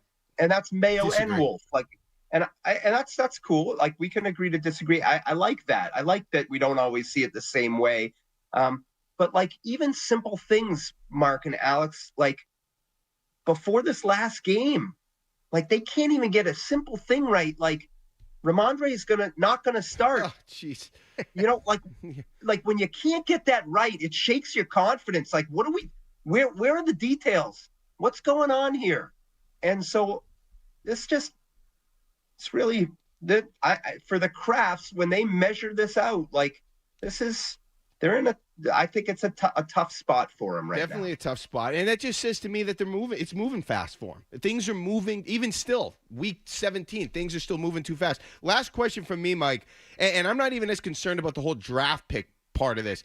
How would you play it if you're the Patriots in week 18? Do you play Drake May? Are you worried about his health? What would you do if you were the team? Oh, good question, Mark. It's actually the Mayo's supposed to talk at 9 this morning. It's the one question I had at the top of my list, and I got to figure out, to word it in a good way. There's a part of me that says, why not start Joe Milton, right? And it's not that I think you need to, as a coach, you're going to say, hey, every game we go out there, we play to win. But I think there's a way to do it where you're also learning about your team, and I think get Drake through healthy. If he's healthy and you can sort of look ahead to next year, like, I don't know what else we need to see from Drake or what he would benefit from playing in the game. The more I think it through, maybe play Joe Milton and see what you got, because you're going to have a decision to make. Is he ready to be the number 2? And if he plays well in this game, that informs you for your offseason decision-making. And in my view, a pretty important decision that you have to make. You got Drake, but who's behind him next year? So that's where I sit right now, Mark. But maybe my thoughts evolve and change as the week goes on. Sure. As of now, I would also play Joe Milton. I wouldn't go with Drake May. I think we've seen enough. I think he is what he is, and it's a good place where he is at, and we don't want to get him hurt. Mike Reiss, always a pleasure. Mike, Happy New Year. Enjoy the holiday, the rest of the vacation, or whatever you have left of it, and the press conference. Good luck today. All right, Mark, Alex, great being with you. Thanks for having me. All right, Thanks, Mike is brought to you by DN Van Lines, moving your home or business. And need a recommendation from someone? How about a recommendation from almost the entire staff here at the Sports Hub and the Sports Hub itself? Yes, they moved the station too, dnvanlines.com. That's Mike. We will react to Mike when we get back. Mark Dondero, Alex Barth, Toucher and Hardy, 98.5 The Sports Hub. Sports Hub Headlines. The Celtics have now lost 3 of 4. They lost to the Indiana Pacers last night, 123-114. Celtics are back at home tomorrow against the Toronto Raptors. Then after New Year's, they leave for a West Coast road trip. The Bruins are also playing tomorrow. They visit the New York Rangers at 12:30. The Patriots are coming off a 40-7 loss to the Chargers on Saturday, but they do head into the final week of the regular season, in position to pick first overall in the 2025 NFL Draft. They moved into that spot after the Giants beat the Colts yesterday, 44-35. Other notable NFL scores from yesterday, mostly involving clinching scenarios. The Bills locked up the number 2 seed, beating the Jets 40-14. The Eagles clinched the NFC East, beating the Cowboys 41-7. Commanders won't win the division, but they're in the playoffs as Jaden Daniels led his team past the Falcons and Michael Penix in overtime last night. And the Vikings beat the Packers 27-25 to keep their NFC North title hopes alive. Meanwhile, tonight, the Detroit Lions play the San Francisco 49ers. Sports Hub headlines are brought to you by...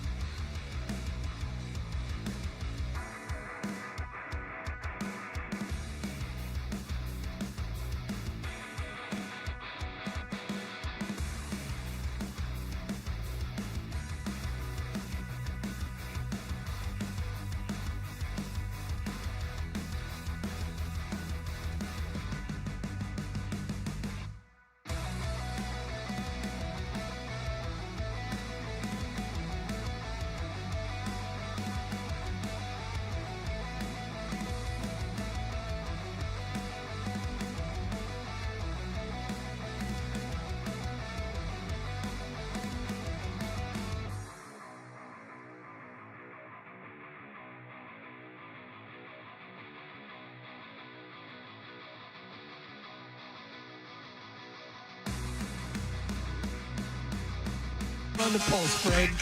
For any coaching changes they make at whatever level, like, should have put more stock in how raw this staff was, but I thought, Van Pelt, former player, Mayo, former player. They have Dante Hightower on the staff, a couple other former players on there, and it's like, I would think they would have more of a read on, like, the day-to-day of it, just having been around. And, like, the ironic thing is, when May was hired, he was billed up as this player's coach, right? He was going to take it easy on the players. Was he going to take it too easy on them? Things like that. I would argue he hasn't been like the traditional definition of a player's coach. Go back to training camp. Those training camp practices were brutal. They were long. They were physical. They were doing full contact drills. Now you get some of the stuff he's saying about the players individually or the team and the media. Like, that's probably my biggest surprise is Mayo did not end up being the player's coach we thought he was going to be. It feels like, I understand that he wanted to separate himself from Bill Belichick, but it feels like he took none of Belichick's good qualities and applied them to his current situation. For example, Bill Belichick had a lot of success against Justin Herbert with Gerard Mayo on his staff. Gerard Mayo was here. He was a part of those game plans. He probably came up with a lot of it. The defensive performance on Saturday was wretched. It was sickening. To be that far off from where you were, how have you not taken some of the good qualities that Bill, and he possessed so many over 20 years? Was it more Brady? Of course. But Belichick was still a ball-and-ass coach for a long time. How did you not take some of that? I'm talking about before this even started, because then when it started, competition, until it wasn't. I was watching an old episode of Felger and Maz the other day just because it was on my DVR. Do you remember when he forgot, not that this was a huge deal, but he forgot that Jacoby Brissett was a captain at the press conference? He was mentioning just like things of that nature. How did it get to this point? I'm surprised it's gotten this bad. And it's too bad that we're having these conversations at this juncture with the quarterback in place. I still can't believe with Drake May and how he's looked, they couldn't find a way to win more games down the stretch, especially after what we saw in Chicago. Yeah, absolutely. And I think some of that's the roster, too. Like I've been saying all week, their critique of the coaching staff and the questioning about jobs is fair. I understand why we're having that conversation. I think that is definitely part of the conversation. But if we were to list the biggest issues facing the New England Patriots right now, roster talent or lack thereof is still at the top for me. Okay. More than the coaching. When we get back, I want you to play out that tease that you had about what reservations you would have is that what it was? What reservations you would have if the Patriots moved off from Mayo? Well, if they move on from him, what I'm looking for in his replacement more so than anything else. Okay, I want to hear that when we get back. Let's go to break. Mark Dondero, Alex Barth, Toucher and Hardy, 98.5 The Sports Hub. Toucher and Hardy, 98.5 The Sports Hub. Hey, it's Dondero. Hey, Massachusetts sports fans, feel the rush of football action with BetMGM.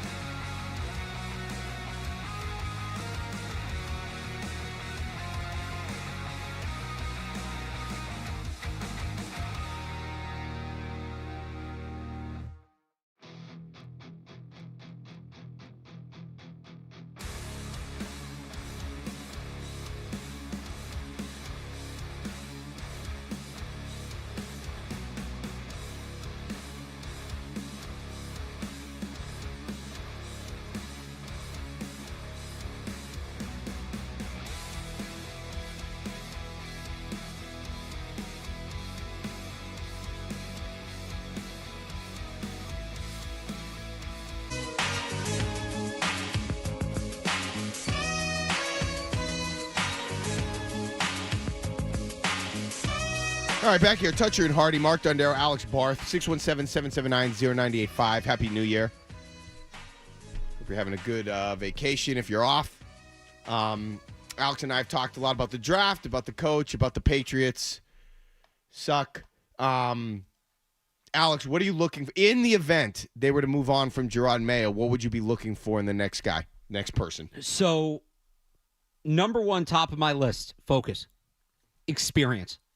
I want a guy who has been a head coach in the NFL before, because what the Patriots need is to get a program established. They need to get a system in place, and they need to get a culture built.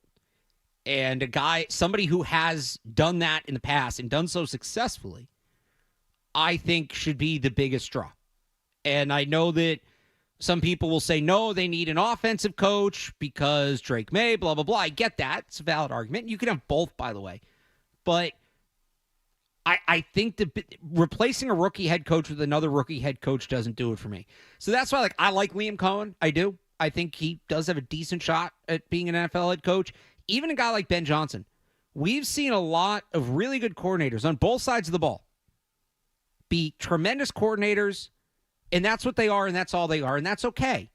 But guys like Josh McDaniels, right, who he's a great coordinator. He's not a good head coach. And is Ben Johnson that?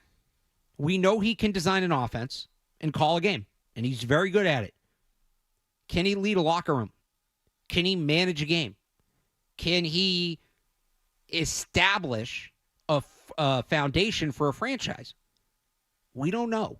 We don't know, and that's the biggest issue right now with Jerod Mayo, is there's no foundation. There's really no clear program in place, and you just risk running that back again. So I look at a guy like Mike Vrabel. I look at a guy like Brian Flores, who I think got a very raw deal in Miami and was doing a good job there. If you're somebody that, pounding the table has to have an offensive coach, we talked earlier about Brian Daboll, who I think was doing a good job before Daniel Jones. Look what he got out of Daniel Jones before it turned back into a pumpkin. He took him to the playoffs, right? One time? Okay. So, to me, you can keep Ben Johnson, you can keep Liam Cohen. I'm good. I in certain situations, they would be the right candidate. In this situation, you need somebody who is not going to have a learning curve their first year on the job, their first day on the job. You need somebody who can come in right away, has a system that is proven to work, and can implement that. And even if I would even say that, I'd say the same at any level. If they are replacing coordinators, if they are replacing positional coaches, too many people this year were in their jobs for the first time. And you want to have some first-time coaches on your staff because that's how you build a pipeline.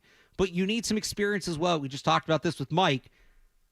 I want coaches who have a proven track record, not in another position being bumped up, but in the position that you are hiring them for.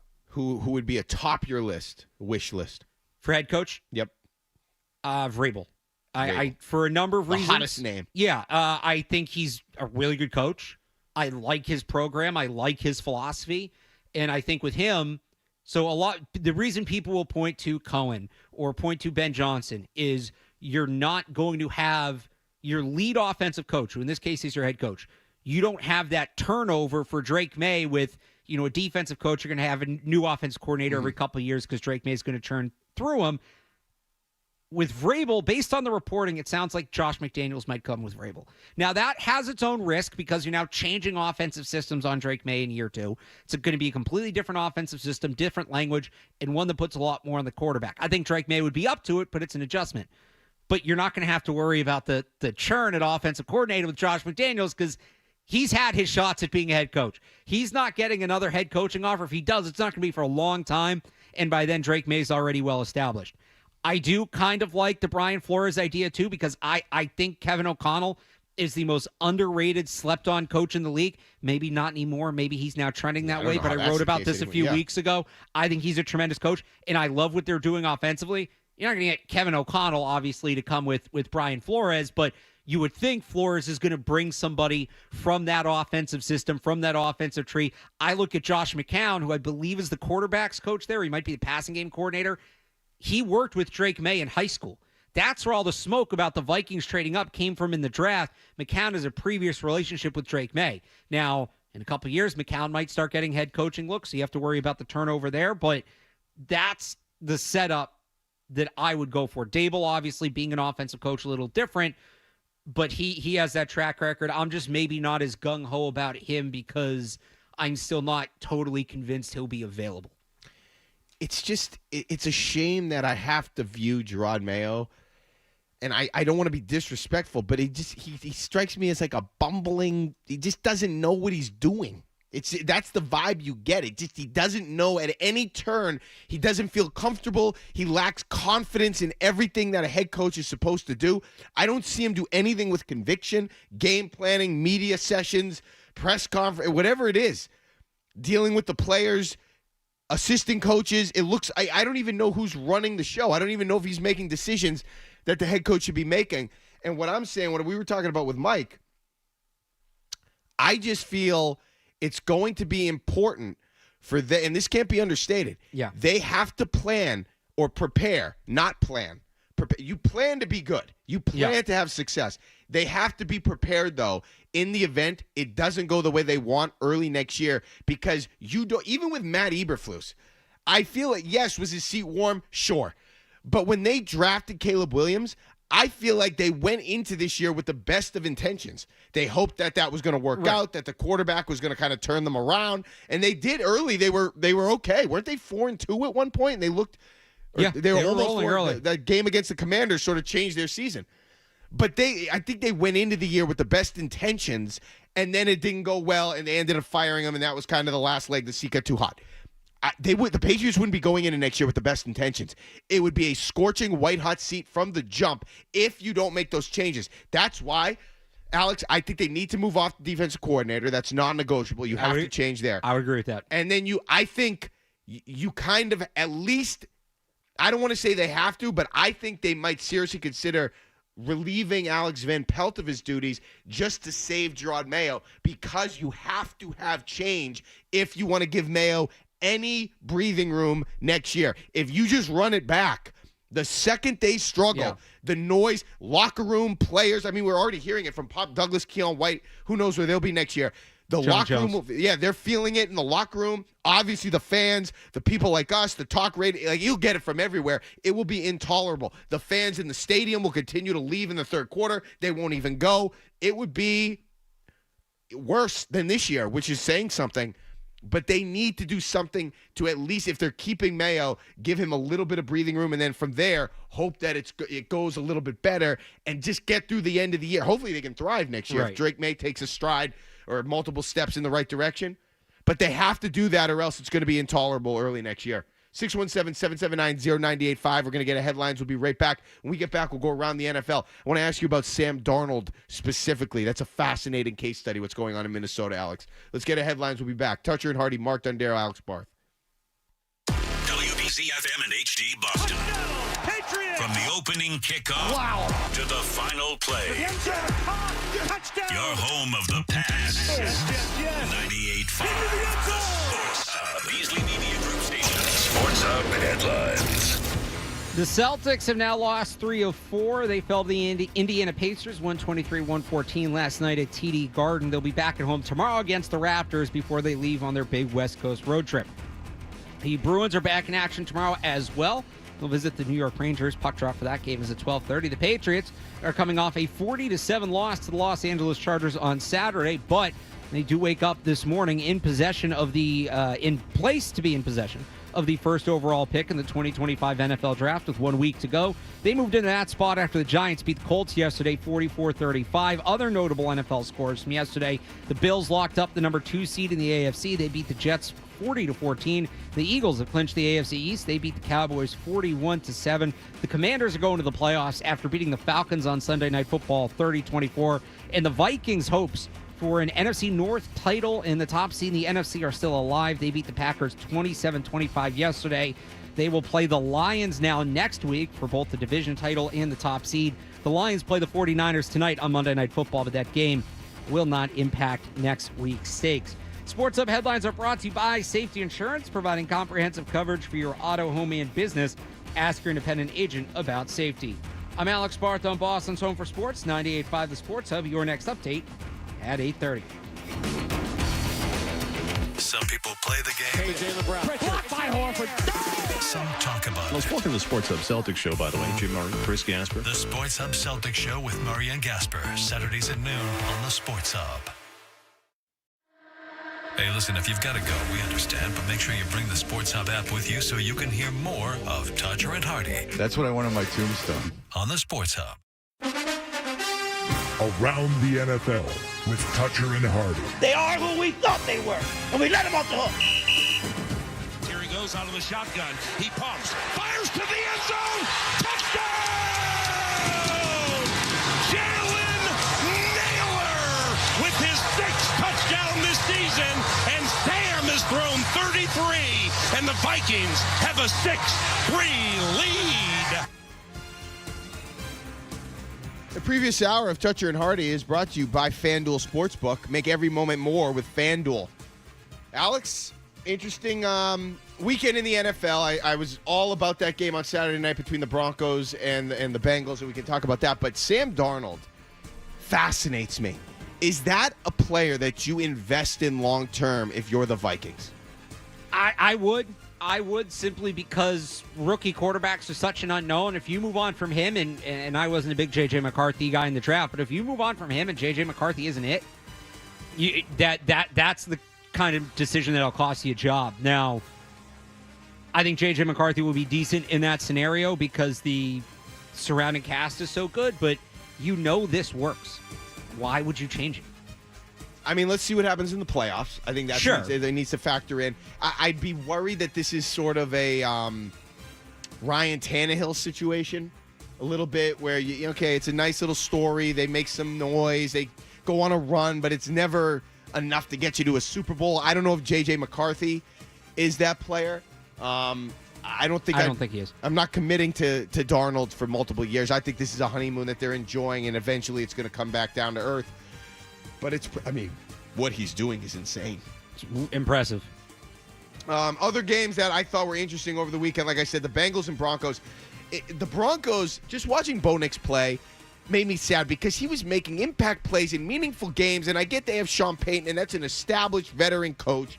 They also have the best offensive line in the league by a significant margin. And a good defensive line. Yeah. Most sacks in the league. league. Good defense overall. So that's what you're talking about. Build it from, because the weapons are fine, but they're not. It's not like they have these A-plus weapons up and down the roster, this great running game. They have a good line on both sides. They've built it out from the trenches, like you said, and they're probably going to go to the playoffs. Are they interesting to you at all, the Broncos? Kind of. Look, defense will hang late in the year. Defense will travel, all of that, but I'm not a big believer in Bo Nix. This rookie year, to me, for him, feels a little bit 2021 Mac Jones-ish. Now, maybe they'll do a better job of keeping everything in place around him than the Patriots did.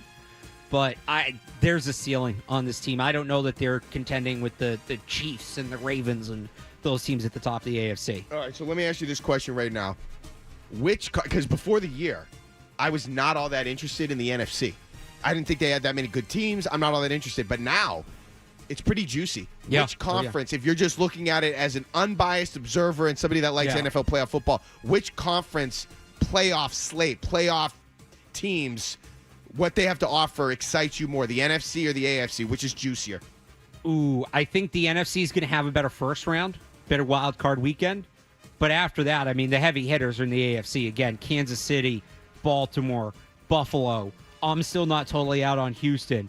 Could the Chargers maybe make a run? That one's more top heavy. I'm just looking at it now, the way it's set up right now. Let's say the favorites win every game next week. Here's your NFC playoffs first round. Green Bay at Philly, Washington at LA, Detroit at Tampa. Those are all great games. AFC, Miami at Buffalo. We've seen that one. We know how that goes. Chargers at Baltimore could be good. Steelers at Texans is an okay game. I think the Steelers are starting to fall off hard.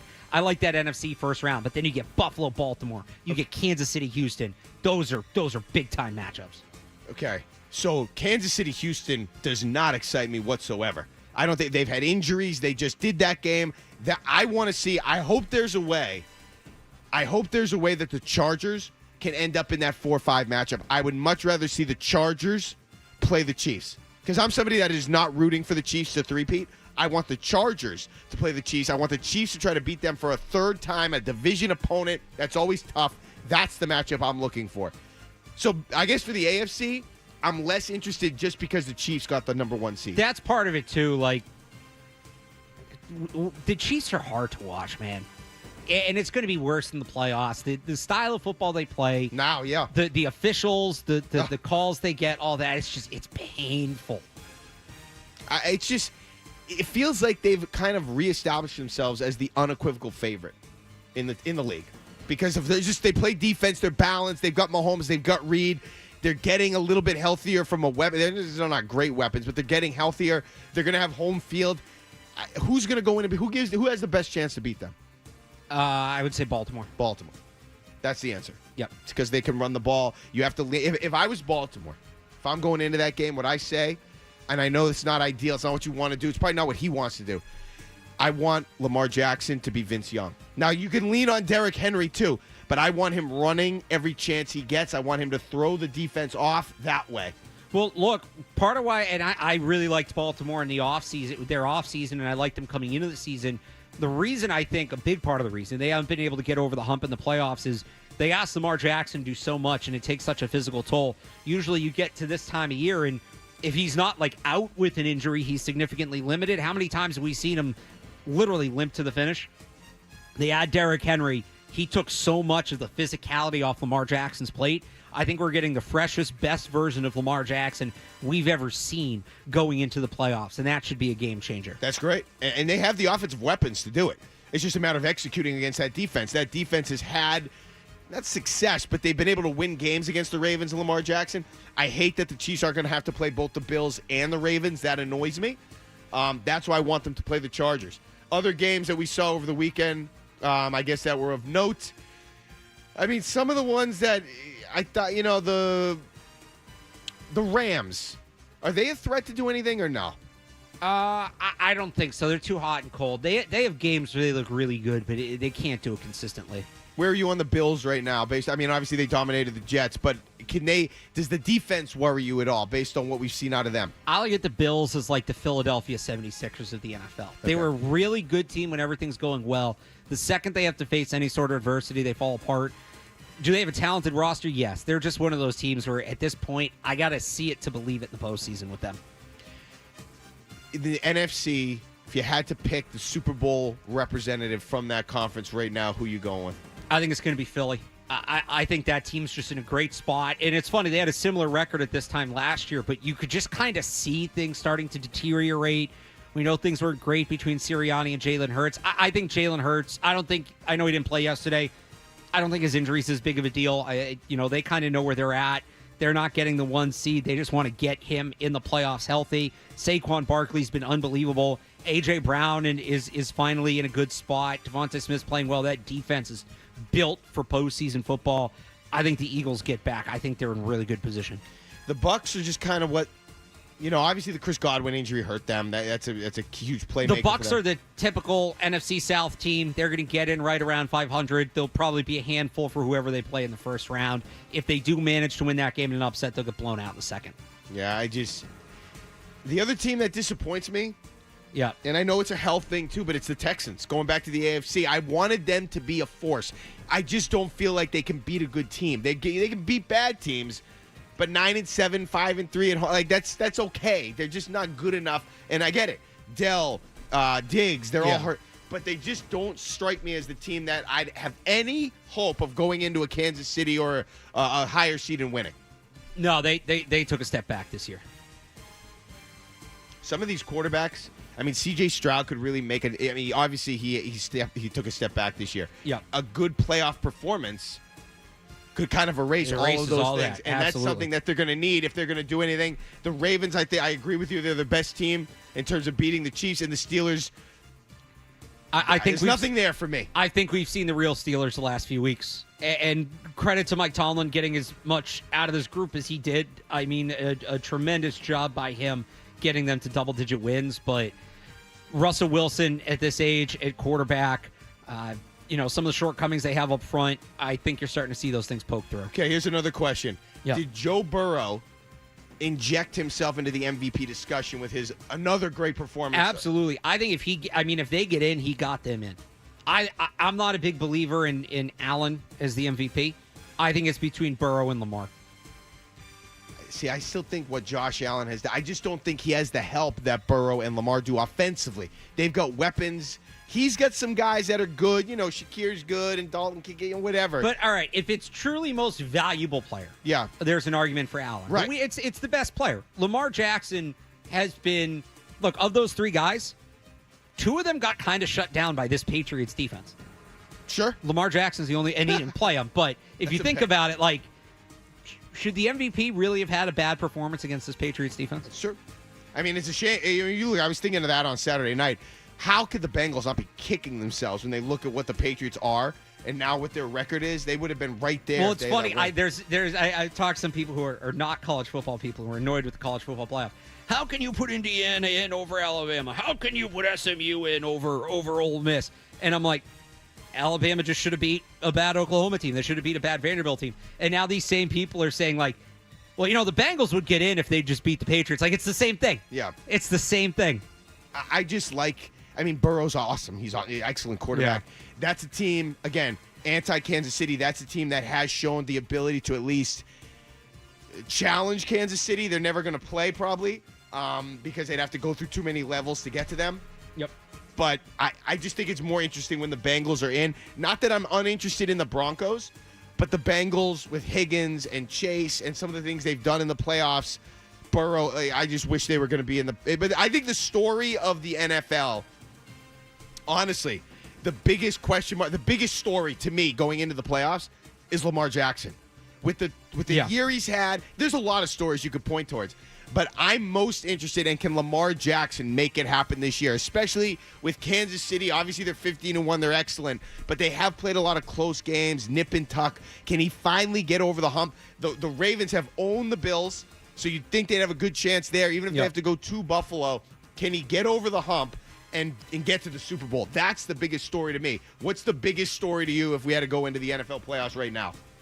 The Chiefs three-peating off the top, just, you know, that would be a tremendous accomplishment by them. I do think it puts them in another echelon. But to me, it's just how the NFC shakes out. I mean, Minnesota winning a Super Bowl, that franchise finally getting over the top would be fascinating. Wild. The Packers doing this with a third quarterback, Favre, Rodgers, now Love, would be unbelievable. The Eagles would have two in a not that long period of time. That would be fascinating. The Detroit Lions, another team. Get it? There's so many fascinating potential Super Bowl winners. Are you down on the NFC. Lions? No. Okay. No. So I don't. You just think the Eagles are better? I think the Eagles are better, especially if that game's in Philly. That's a tough spot. But if the Lions are in the Super Bowl, I wouldn't be surprised by that. They need to protect Jared Goff. If that offensive line does what it does, they're as good as anybody. If he has to run around or move, or if he's getting pressured, I think it's a totally different offense. So we'll see. All right. So that's your trip around the NFL. Is that sponsored? Okay. Just making sure.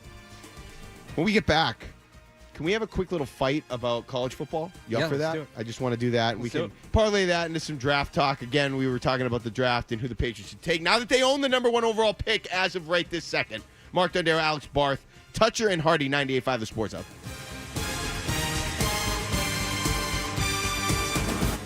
Stay tuned for more Toucher and Hardy on the Sports Hub. McGovern Automotive.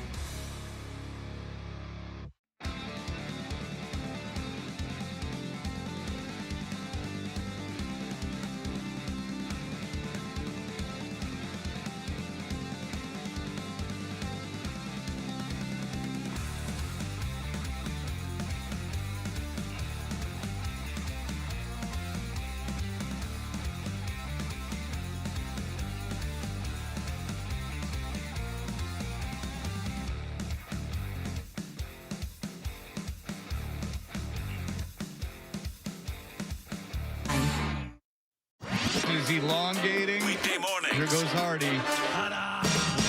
Dutcher and Hardy. I no longer love things. Let's go. Let's ride. 98.5. Let's roll the dice. Sports Hub. December 2025. Oh, whoops. Okay, I thought it said on New Year's Day it was coming out, but I think that's when the first full trailers coming You're going to make me wait a year? Why are we even discussing it if it's going to be that far? They got to promote it. Some of the things on New Year's Day. It's a big day of college football. You excited for the playoff? Oh, very excited. Very excited. And I think we're going to get some better games this time around. Well, I'd hope so. Because the first round was a dud. And here's my developing opinion on college football. And for a lot of years, I was a big college football guy. I loved college football. Is college football now just minor league football? Because if it's minor league football, Alex. Yes, Matt McCarthy it is. The stench is a lot different. It smells different. It feels different. It's just different if it's minor league football. Minor league sports aren't as appealing. Now, that's disgusting. College football used to be not, I felt like it was different. It was genuinely an amateur football league that produced great entertainment and great players, and the way that they came up through the programs, the different programs into the NFL, I enjoyed. Now, transfer portal, transfers, trade, money, guys staying in college till they're 27, all these different things are happening. It feels like minor leagues. It feels like the Paw Sox. I mean, a lot of that was happening before. Some of it now is just being done more not under the table. You still have the tradition. You still have, and the tradition's a big part of sport. You still have, I mean, the interest is there. The environment is there. You're not getting 100,000 people at a Paw Sox game. No. You weren't getting that. You still have these big-time environments, these big-time games, big-time players. These players are known commodities. You could say Travis Hunter, one of the top 10 athletes in the country this year. Sure. In terms of brand and all of that. Who was the best player in minor league baseball this year, Mark? Not who was the top prospect, who was the best player in minor league baseball. Don't even know. Right. These guys are still superstars on a big stage in front of massive crowds, playing what are great games. I think the product as an entertainment product, maybe technically it's not as sound football, but I think as an entertainment product, it's better than the NFL. I don't want to hear about, well, the first round games are so bad. Playoff games are supposed to be close. How about those Christmas Day games between 4 playoff caliber teams? Snoozers. So sometimes you get games that are off. That's what happens. The first round of the college football playoff this year, the average scoring margin was only 2 points bigger than the wild card round in the NFL last year, and that included the Packers blowing out the Cowboys and the Cowboys getting 16 points in garbage time. So I still think it's exciting. I still think it's a high-level competition, maybe not the highest level, but it never was. I still think it's a high-level competition. Do I dislike some of the changes that have been made due to NIL? Yes. They were going to have to pay the players. That was inevitable. I would rather that happen than the entire thing shut down. But I still think it's a tremendously entertaining product. It is entertaining. I just feel like perception is reality, and that's what keeps it afloat, because at its core, it is a minor league operation now. It's teams and players that aren't as good. They're not all going to be professionals. They're playing a game that's representative of the pro product, but it isn't the pro product. They have playoffs. So I still think schematically it's a different game than the pro product. You are still getting the trends we see in the NFL now on both sides of the ball. The incoming trends, what's considered innovative, right, and cutting edge, and it's been this way for 20, 30 years now. That's all stuff that's coming from college. Football is being innovated at the college level, and then the NFL teams are picking it up 5 to 10 years later once players familiar with those things, once there's enough players familiar with those things in the NFL. You have a wider variety of schemes. Everybody in the NFL offensively is running the Shanahan West Coast or the Andy Reid spread system. Defensively, almost everybody at this point's running Fangio. It's either Fangio or Seattle 3. Most NFL games look alike. There's not a ton of variation. College, you still have a bunch of different playbooks that are out there being run, things like that. I also think pound for pound, and I said this before Belichick. This isn't a tongue-in-cheek thing about Belichick. Pound for pound, I think there is more the highest level of collection of football minds is currently in college, not in the pros. I think guys like Dan Lanning, guys like Steve Sarkisian, the best innovators in the game right now are coaching at the college level. You can make that argument. I just feel like it's different than what I'm uncomfortable. Again, as somebody that has always been a college football fan, I'm uncomfortable that Ohio State can lose a game like they lost at home to Michigan, who was unranked for the most part. I don't even remember if they were ranked. Unranked. A rivalry game at home and still have a chance to play for the national championship. That's distasteful to me. That's so far off from what I knew and what I loved about the sport. That game, that loss should have ruined their season. I don't care. It should have ruined their season, and now it doesn't. And that's what the pros are. And now they have a playoff system like the pros. And, and some of we'll see how it goes. Yeah. If there's an upset, that would help, I think. And they're going to probably restructure how they seed teams and those things. So I would reseed after the first round. And by reseed, I mean go back, give the buys to 4 conference winners, because I think, and to your point, winning your conference should mean something. It should still be important. That loss to Michigan, to me, mattered because it cost them a shot at the bye, which is important. Now, they ended up as a home team, which kind of bailed them out. The committee probably should have ranked Tennessee 8 and Ohio State 9, but I get giving the conference winners the 4 buys. They should reseed they should go back to the regional seeding after that. So, like, Penn State and Arizona State, Boise State and Arizona State should not get more favorable seeding than a team like Ohio State, right? That one of those teams should be playing Oregon. But so they get a bye and then they reseed? So Boise State would have gotten the bye and then they're going to reseed. Right. So, like, if you go to the CFP rankings, so Boise State, it was the 9th ranked team, but they get the 3rd seed because they're the 3rd seed because they had to get one of the top 4 seeds to get the bye. Yeah. Right? So I'm saying now that everybody's moved on, set up the matchups like Boise State is the 9th seed. And I'm not going to do the math on air of what that would look like, but like everybody points to Oregon, Ohio State, I think is the national championship. And I don't think I'm alone in that. Like the winner of that game is probably going to win the national championship. That should not be a second round game. If you went back and seeded it, so Oregon should get the lowest seed left, it would actually be Arizona State. I think Arizona State finished 12. So you reseeded, Oregon gets Arizona State, even though they both got buys. That's how I would do that. It just feels different. And, we'll see. I'm still keeping the door open. I'm keeping my mind open. It's different. And look, I'll say this. They do need to be careful. They are on the precipice of I think, really damaging the product.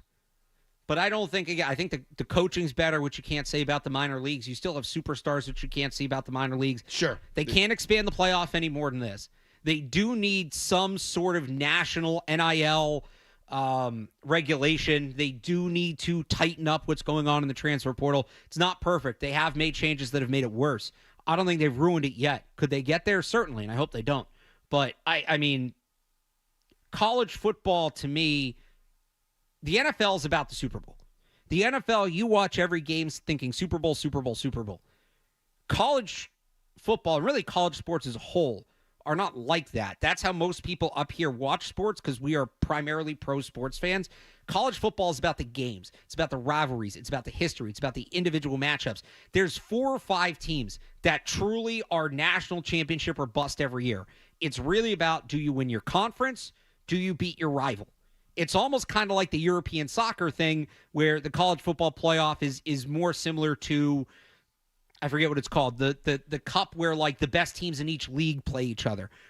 Champions League? Yeah, Champions League rather than relative to within the league. That's what the conferences are. So when you look at it through that lens, the changes don't mean a ton, don't make it aren't as impactful. All right. When we get back, we'll reset some of our Patriots thoughts, and we also need to touch on the Celtics. I want to do that next because of another loss last night to the Pacers.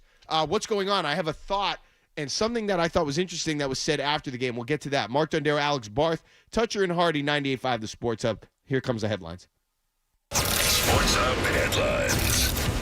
As Mark just said, the Celtics lost last night to the Indiana Pacers, 123-114. They've now lost 3 of their last 4.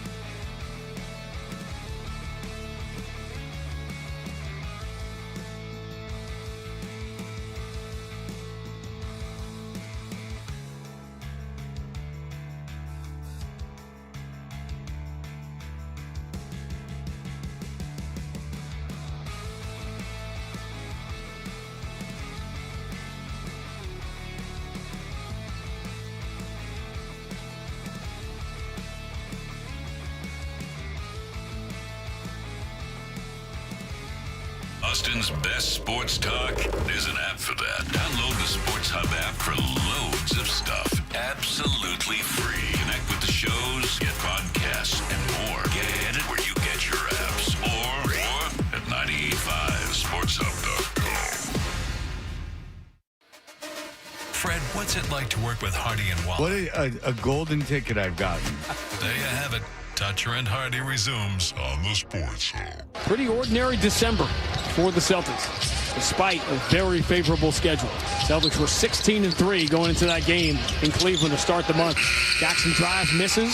Rebound, Walsh outlets to Springer. He will find Peterson. Peterson lays it in, and that's going to give us our final margin. It will not be a double-digit loss, but it certainly was the Celtics' first knockout loss of the year.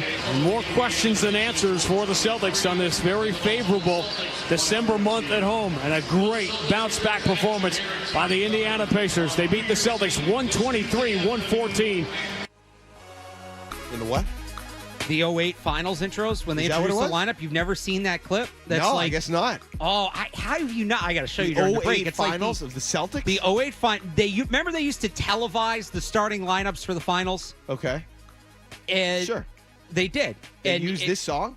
This is the background, and it's Eddie Palladino reading off the lineup, and it's like the ultimate, at least for somebody my age, it's like the ultimate Celtics hype video. It's just, you get chills every time. I guess I have to check this out. I can't believe you've never seen that. It's like on the internet maybe all the I've time. seen it and it didn't register that AO technology was. I completely associate the song. It with is the a Celtics. weird song to choose, but yeah, it's So this is like synonymous with this team. I wish they still used it because it was synonymous. And like when I went back, when I got to cover the finals when they were here against the Warriors in 22, I was like, because they haven't used AO technology in a long time, but I'm like, do they bring it back for the finals? That'd be so cool.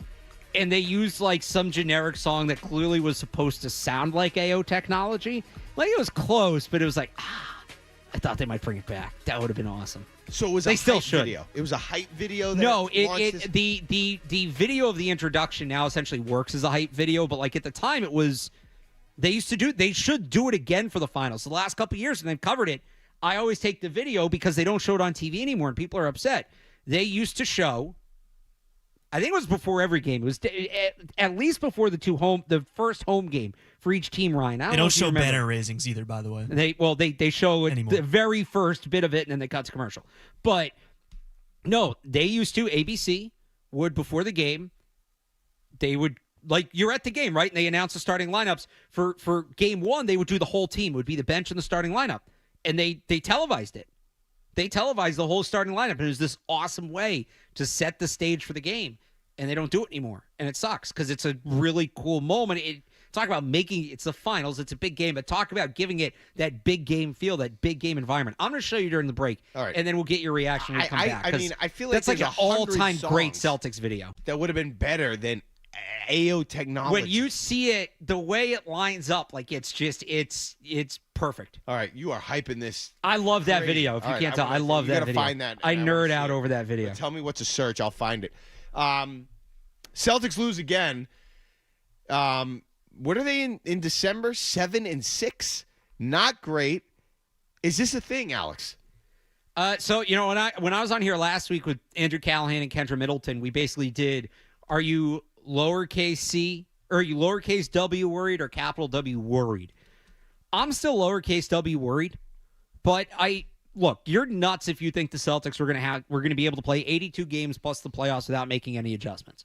No team in the history of ever in any sport has been that talented. People are going to find ways to counter you, and you have to adjust. And I just think this is one of those moments where it's all eyes on Joe Mazzulla. The three ball is not falling as regularly as it was early in the season. Some of that, I think, is regression to the mean. Some of that is, I think, how they're being defended. I think Orlando a few games ago did a good job kind of putting on tape how to defend the Celtics team. You have to be willing to do that, though. You have to be willing to do it, but the Celtics, that's a lot of teams' biggest game of the year. You play the Celtics, the defending champions, the championship favorites, and that's the game you have circled on your calendar. You're showing up for that one. So the Celtics are going to get most teams' best punches. I think this is where it's on Joe Mazzulla to adjust. And as good as the Celtics have been, they have not, and look, they won a title. So this is why, again, it's lowercase w worried. But if there is a critique, their plan A is excellent. Missoula ball, shoot the three, run the floor, right? Play good defense. Their plan A is excellent. When their plan A doesn't work, they don't have a reliable plan B, especially without Porzingis. Because Porzingis at the rim is probably their best plan B, but when he's banged up, obviously you don't have that available to you. Joe Mazzulla needs to come up with a counterpunch. The right hook's awesome. Let's see him work on the left jab a little bit. And I think that's what you're seeing here. I want to see the Celtics, and they'll have this West Coast road trip coming up. So they play the Raptors tomorrow, which, by the way, I'll have halftime and postgame coverage right here on the Sports Hub. They play the Raptors tomorrow, and then they go on that West Coast road trip to start January at Minnesota, at Houston, at Oklahoma City, at Denver. We're going to learn a lot about those teams through those 4 games. Can they show us something new in those 4 games?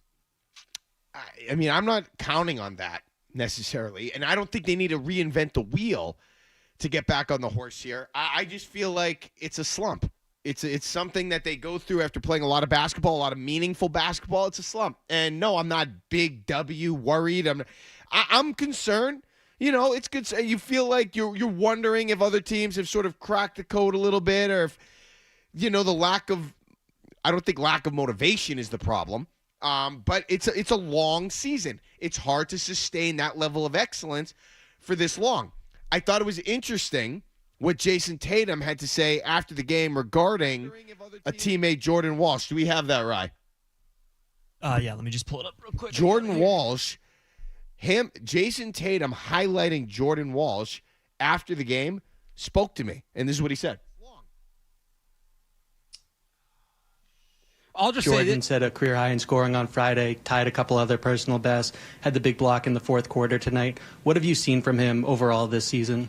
You know, his growth is been on pace of, you know, what we want to see. You know, we feel like we're going to really need him to have the success that we want to as a team. It's about letting him know that, you know, he's important and that we need him, and it's his job to be ready and stay ready when his time is called.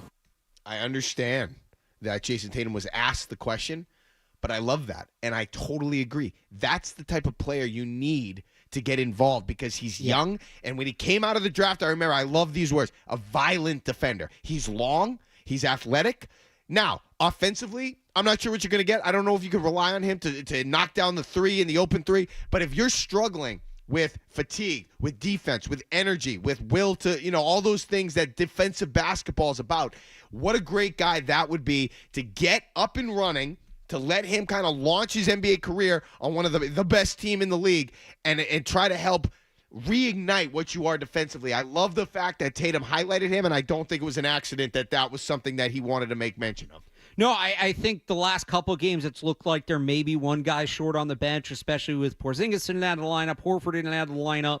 And whether it's Jordan Walsh, who I do like defensively, we've seen Jaden Springer get some run too, like early in games, real quality minutes. And I think they're either trying to see if they have that next guy off the bench internally, or maybe at the very least showcase those guys for a trade with the deadline coming up here in a little over a month, I think it is. So I do like they're going a little bit deeper into their bench because the fatigue's a big part of it too. I should have said that when I made my point. This is a team that's played into June for the last 3 years. This is a team that had a number of key players at the Olympics. Maybe one of them didn't play as much as he should have, but had key players into the Olympics and really had a long, long summer of basketball and didn't have a lot of time off. You know, you come out of the jump, you have that adrenaline at the start of the season. That'll carry you through the first month or so, but it starts to add up. You get into the dog days, and yeah, I do think fatigue is starting to become a factor. I would rather them have the flexibility to be able to rest guys and stay, you know, fresh for the playoffs rather than have to push through January and February for seeding. They had some winnable games here down the stretch that they didn't win, and I wonder if that limits how much they can rest some of these guys. 617-779-0985. I think it's interesting to see the spot that they're in and how they then come out of it, because Joe Mazzulla said after, I think it was last night's game, he's excited for the upcoming road trip. That's a good test for them based on where they are, and I would agree. Your Celtics thoughts are welcome. We'll get back into the Patriots when we get back. Mark Dondero, Alex Barth, Toucher and Hardy on 98.5 The Sports Hub. You're listening to Toucher and Hardy on the Sports Hub. Man, it's the new...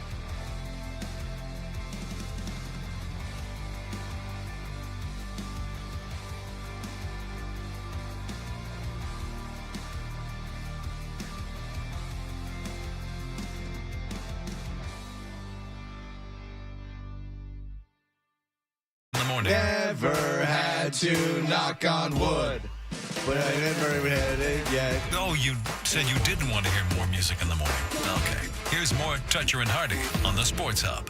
Yeah, I've heard it. I mean, a lot of fans are, I get it. They pissed off. They pay their money to see season tickets and see the Patriots, Wise person told me when I first got up here, and, my first year we got here, we had some success. Then the last 3 years been kind of, he was like, man, I just want to see I'm okay with the Patriots. This was some wise man told me, and I'm just sharing it with you guys. I'm okay with the Patriots rebuild because I didn't saw success for the last 20 years here, so I'm okay. But a lot of people can't take that. I don't know, I know we don't tank around here. We still want to win football games, but, the $5 million chance is just ridiculous. I mean, the guy's first season, it's not going to be, golden. We didn't expect to go win a Super Bowl this year. I get it. Nobody wants to get beat 40-7, but the $5 million chance is just ridiculous.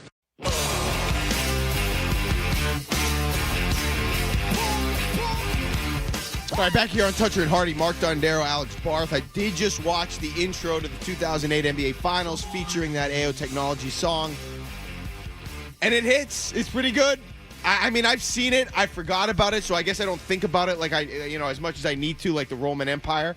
But it was good. I mean, it gets you going. I question whether they could have used a different song to get me even more hyped. But I mean, that was a solid. That was great content. That was back when they were like naming guys' high schools too. Oh yeah, from where they're from. Do they not do that anymore at all? Do they name the colleges? They used to do that. Well, yeah, so they named the high schools for like Perk and KG because they didn't go to college. They still name, so you don't really have guys out of high school anymore. Right. They just name the college, but they still name like the colleges in the starting lineup. Still do that. I just haven't seen an NBA intro in a while. They really should still televise that stuff. It's great for theater. The finals. It's awesome. What a way to start the broadcast. And I know why they don't, because they can sell advertising during that time. But just be like, and now, have Mike Breen or whoever. All right, and now we go to Celtics pay announcer Eddie Palladino for the starting lineups brought to you by whoever. And then just you throw their logo in the corner while it's going. Like they should be showing that. It's an awesome in the building. It's such a cool moment. We'll see what happens with this Celtics team if they can get back to the finals. I still think they're the prohibitive favorite. It's just a blip on the radar. It's the dog days of the NBA season. But we'll see how this next upcoming road trip goes, and they've got a game at home before that. Let's get to V in Pittsburgh on the Patriots. Hey, V. Hey, guys. Hey. How's it going? This is V from Pittsburgh. This is my longtime listener, first-time caller. Big fan of Alex. Thank you. Appreciate it. So, yeah, I just had a question about the Patriots today. Yep. I believe at this particular moment in time, this is like the best job in football. For a new and aspiring coach in football, this would be like we have the most cap money, we have the number one draft pick, if we don't screw it up next week. But I wanted to hear your thoughts on why the Crafts wanted to keep Coach Mayo around. And what, that meme from Office Space, what exactly do you do around here? What's his, USP? What does he bring to the table? And, and why should we look forward to, another year under Coach Mayo if we continue with this going into next year? All right, Alex, why Gerard Mayo? The argument would be, and this is not me making the argument, I think there's a stronger case to move on at this point, but the argument would be that the players are still behind him. And maybe that's starting to chip away a little bit this week. We've heard from Keon White, some other players, but you heard the quote from Devon Godshaw right there, right? It's his first year. Godshaw didn't say it, but the roster's not good. He's going to have a year of experience next year. Should have better players at his disposal. And I will say this, the NFL does have a patience problem, especially with coaches and quarterbacks. You look at what Sam Darnold's doing. You look at what Baker Mayfield's doing. You look at what Jared Goff's doing. These are quarterbacks that teams gave up on. That when given some more time, when given a second chance, and when given more talent, suddenly they justify, at least come close to justifying the draft position. It'll be interesting to see if this trend continues with guys like Zach Wilson, guys like Justin Fields, guys like Mac Jones. But, the argument would be, I'd rather wait another year with a better roster and make sure Mayo's not the guy, as opposed to cut bait a year early, become a franchise that one and done to coach. Maybe if Vrabel doesn't take it, do you have trouble finding his replacement? I'd rather wait the year and be sure than potentially rush him out the door and, it turned out the roster just sucked and we had a good coach and now we got to go back into this thing. That would be the argument. Is that argument stronger than they won fewer games than they did last year? On the field, the product has not lived up to the billing, all of that. I don't know that it's a stronger argument, but that would be the argument to keep him. Well, I mean, the argument to hire him initially, I understood. They had a personal relationship. There's an emotional connection there. And by the way, the defense was pretty good with Jerod Mayo on that side of the ball. And you thought he was a young guy. He played in the league. There were definitive reasons why it made sense. And I was, I wanted more of an offensive coach just because I think that's the way I think the league would have been, or the league is right now, where especially with a young quarterback, you're interested in that. But I wasn't against Jerod Mayo. So, yes, I'm surprised it's gotten to this point. And as for those comments from Devon Godchaux, I don't know how to say. I mean, you shut your ass. Like, don't tell me that these conversations can't be had. This is as bad as we've ever seen it. Is there a patience problem? Sure, maybe. I mean, we heard Dave Portnoy talking about we've got 6 rings or whatever. That's fine. But this is a patience. This isn't a patience issue. This is a production issue. They are terrible. I mean, it's off the rails.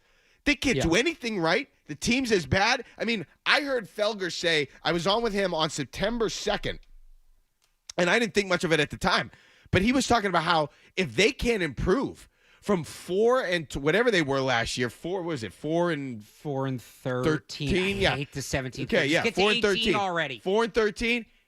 That's pathetic if you can't build off of that, especially if you're drafting the quarterback and if he plays. Or you have and better now, quarterback. Here we are. Yep. Now here we are, and it's been even worse than that. The gaffes at the podium, the attendance is down. People are depressed and demoralized based on what you're doing on the field.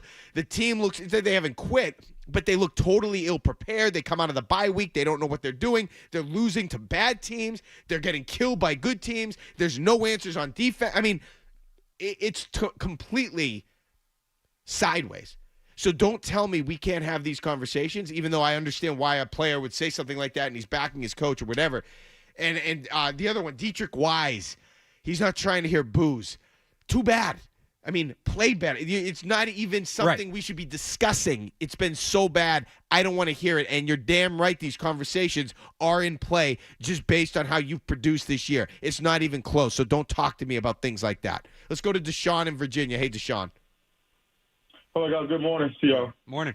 Basically, I just want to talk about what Mr. Mayor just talked about as far as the patience thing. To me, I think guys like Baker Mayfield and Sam Darnold are like bad examples because if you go and look at it, like who hasn't thrived in the Viking system so far? They have guys where they can go into that organization, put up numbers because they have pieces around them. Same thing with Tampa Bay. I've been watching for years. I said they had a quarterback. To give us the promised land, in which they did, which was the great Tom Brady. You seen what happened, but they have other quarterbacks before him that put up numbers. So there's our situation with Jerod Mayo. He's just not the prime candidate for this job because he doesn't do great in coaching game time situations or whatever. So I think that you should be able to pass up on a situation with Mike Vrabel potentially being your head coach, Jonathan James being your offensive coordinator. And you could probably have Robert Saleh as a defensive coordinator. This time I wouldn't pass up on if I was them. That's all I wanted to say. I just don't think it's as simple as that. And Deshaun's not wrong.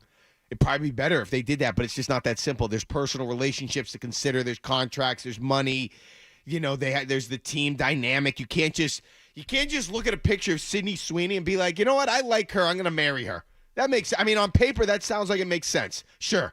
But it's busier than that. It's more complicated than that, and I think that's one of the things that they're going to run into when they're even considering making a change. All right, let's get one more call in real quick. Cy is in Providence. Hey, Cy. How's it going, guys?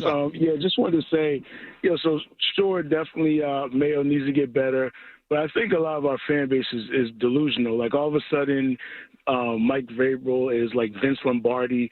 It's like, guys, we had the best coach of all time, and he won 4 games. They didn't spend any money this year. They didn't add to the roster. They didn't improve the roster, and we're right where we're at. So if we won 4 games with the same roster, people act like we wouldn't suck if we had Mike Vrabel. We're not going to be good until they spend money on the team and they draft well. Bottom line. And then next year, in the beginning of the year, if it doesn't look great, then fine. But to, can a guy off the worst roster in the league, and he pretty much did the same thing that the best coach of all time did, is delusional. Look, it's a fair point from Cy, and whether they change the coach, whether they keep Gerard Mayo, there's not, even if they change head coaches, there's not going to be any substantive change unless there is a serious injection of talent with the roster. So that is first and foremost. I said this earlier. I understand why we're talking about the coaching staff. I think it's a fair conversation to have. I think it's a valid conversation to have.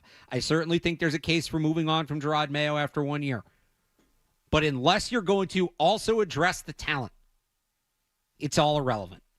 The roster needs better players. That is the number one issue facing the New England Patriots at this point. You want to say coaching is second?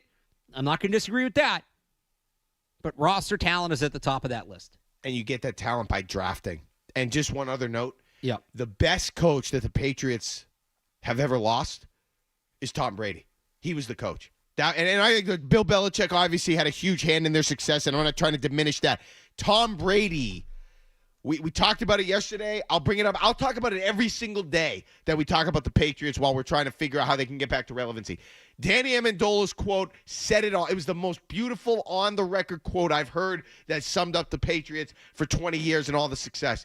We worked for Bill. We played for Tom. That's what it was. They played for Tom Brady was the driving force behind all of the principles and excellence and the responsibilities that everybody wanted to make sure they had covered because of Brady. They need to find that again. Maybe it's Drake May that can get to them to that point.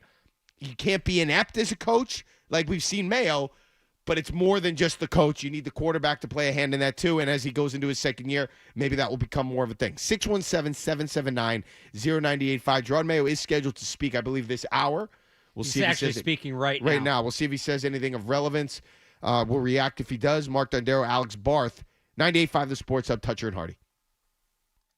WBZ-FM and HD Boston. From the opening kickoff to the final play. Your home of the pass. 98.5 The Sports Hub. Beasley Media Group Station. Sports Hub Headlines. Gerard Mayo speaking right now for the first time since the Patriots' 40-7 loss to the Chargers on Saturday. When asked if there's a chance Drake May would sit in the season finale, he said everything is under consideration, but that, quote, if the guys are healthy, then they're expected to be ready to go out there and play. Again, the Patriots lost 40-7 to the Chargers on Saturday. That, plus the Giants beating the Colts yesterday, means the Patriots are in position to land the top pick in the 2025 NFL Draft with 1 week to go in the regular season. Other notable scores from yesterday, the Bills locked up the 2 seed in the AFC, beating the Jets 40-14. The Eagles clinched the NFC East, beating the Cowboys 41-7. The Commanders are heading to the playoffs after they beat the Falcons 30-24 in overtime last night. And the Vikings kept their hopes alive for both the NFC North and the top seed in the NFC when they beat the Packers 27-25. They'll play the Lions next week to determine both of those seeding implications. The Lions, meanwhile, play the 49ers tonight, but that game will not have an impact on next week's stakes. The Celtics have lost 3 of 4 after losing to the Indiana Pacers 123-114 last night. The Celtics get back at it tomorrow at home against the Toronto Raptors. Bruins play tomorrow as well. They're on the road, taking on the New York Rangers. Sports Hub Headlines are brought to you by Safety Insurance, providing comprehensive coverage for your auto, home, and business. Ask your independent agent about safety. I'm Alex Barth on Boston's Home for Sports, 98.5 The Sports Hub. Your next update is at 9:30. This is Jaylen Brown. Jaylen Brown turns the corner. Finger roll is up and good. Score to the foul. Listen to home of the Boston Celtics, 98.5 The Sports Hub. Half toucher. Dressed like a gorilla. Half Hardy. A big, beautiful ball of flame. And a whole lot of Boston sports. And I have had many offers to become an insider. Any thoughts to not playing Drake? You want to go out this year with a win, but any thoughts to not playing Drake May this week, given the injury risk and given his style of play and everything? I would say right now, like, everything is, in consideration, and we'll see how the week goes. That definitively, or am I just not understanding that how that works? He should be cleared by now. I know players usually Monday morning go through like basically a quick check if they had anything happen during the game. I would think with a Saturday game they do that on Saturday, but maybe because the team was off yesterday, they did it. They just gave the players day off, said don't just come in the facility Monday. So since he left the game, maybe he's just having a double check this morning and just on the off chance that something comes up, Mayo wanted to cover his bases, but no, that should be cleared at this point. Another question Phil posted, what are the most impactful things you've accomplished this year? Mayo has asked. Mayo points out the continuing to work hard, players continuing to work hard, and the team's ability to weather the storm in a tough year. Boy, that answer sucks. I mean, what a depressing place that this team is in. I'm not saying that that's a good answer, but let me ask you this. What would be a good answer? No, I'm saying it's not a bad answer, but the fact that we're asking that question and having to answer a question of that sort sucks. I mean, that's where we are. There is no what was again. What do you say? We built a nursery for the kids, the families. I mean, there's nothing else that you can point towards. I'm just reading these as they kind of come in live here. Gerard Mayo on if he's been given assurance. I'm reading from Mike Cadlick. Gerard Mayo on if he's been given assurance that he'll return as the Patriots head coach in 2025. I'm always in constant communication with ownership, and I feel like we're still on the same page. So that is. What do you make of that? What do you want to make of that? I don't think he's been given assurances by the Crafts. I don't think he's been given assurances by the Crafts. I think they're going to bring him back, but I don't think they've said that to him. Don't think? I'm with you. I don't think that conversation's. And when I say that conversation has been had, maybe the Crafts and other top decision makers have had it amongst themselves. I don't think they've talked to Mayo about that yet, one way or the other. And they wouldn't. That's an exit interview thing. I never thought, I know some people thought he might get fired today after the way that Chargers game went. It's so rare to see a coach get fired with 1 week to go in the season. At that point, you usually just ride it out. It's just a tough spot for them. And in terms of Saturday or Sunday, the game's on Sunday, right? This week? Week 18. Yep. Yeah. Sunday, 1 o'clock. They announced that last night. I don't see... And again, I hate that this is the case. I don't see the upside in playing Drake May in this game. The season is off the rails. I understand you want to put on the facade of giving it your best effort and all the. I just don't see it. I mean, he needs the development. They need every bit of help they can get. Playing him in that spot, especially when the team you're playing is playing backups, it doesn't make any sense to me. It doesn't work. It's just you're not going to gain anything from him. Even throwing, he could go out there and throw 4 touchdowns. Is that really going to do anything for you? If you're the coaching staff and you don't know for sure whether or not you're locked into having a job next year, losing a backups isn't going to help you. No. Certainly. So that's the upside. If you're looking from the coaching staff point of view, they want to make sure they still have jobs next year. Okay. Another quarterback update from Evan Lazar. Gerard Mayo says it's, quote, absolutely a possibility that rookie quarterback Joe Milton will be active in Week 18. I'd like to see some Joe Milton. And we talked about this earlier with Mike Reiss. If they start Drake May, I get it. I'm not saying it's what I would do, but I get it. But great opportunity to see what you have in Joe Milton. Maybe showcase him even a little bit. I'd like to see him get some run. I don't think you need Jacoby Brissett to be active in this game. Yeah, why not? I mean, this is the perfect spot for him. He's got a lot of talent. He's got a lot of arm talent and arm strength and all those things. It'd be fun to watch. I mean, the fans, so that you could have heard the feeling when Jacoby Brissett went in that game was as down in the dumps as you could have felt on. And now, thankfully, he wasn't in there for too long. But that was as bad as it gets, and nobody's there. I mean, I just feel like they need any injection of excitement or fun that they can find. And playing Drake May, Milton is exciting and fun, I can tell you that. Playing Drake May offers those things, but it's tough when you have nothing to play for, when it's gotten so bad. You're talking about job security. You want to not beat you don't want to lose to the backups. If Drake May ever got hurt and you had him in there, that's going to turn around in a hurry, and it's going to be flipped on its head, and that might cost somebody a job, theoretically. You're in a lose-lose situation in my mind, but that's the position that you put yourself in. And it's just, again, I can't believe they're here. But, hey, at least they have the number 1 overall pick in the draft. And from my perspective, I know this is going to be a hot topic. We're going to have plenty of time to discuss it. But just because I don't know how much longer they're going to have the number 1 pick, depending on what happens next week, right? I want them to draft. I want them to pick. I know they need the assets, and I need them to have success drafting. That's the most important thing. And if they trade back, even if it's a few spots, I'm worried that they're just going to go back into the abyss, the question mark of, maybe they hit, maybe they don't, and it's not a sure thing. But that's true at the top of the draft, too. There's no such thing as a perfect prospect. There's no such thing as a sure thing in the NFL draft. Trevor Lawrence was considered about as sure a thing as there is, and he got a second contract, but there's real conversations about his longevity. I was told Marvin Harrison, I took way too many calls, Mark, about you have to draft Marvin Harrison. I know they need a quarterback, but this is a can't-miss prospect. This is a guy you have to have. Is he a top 2 rookie receiver this year?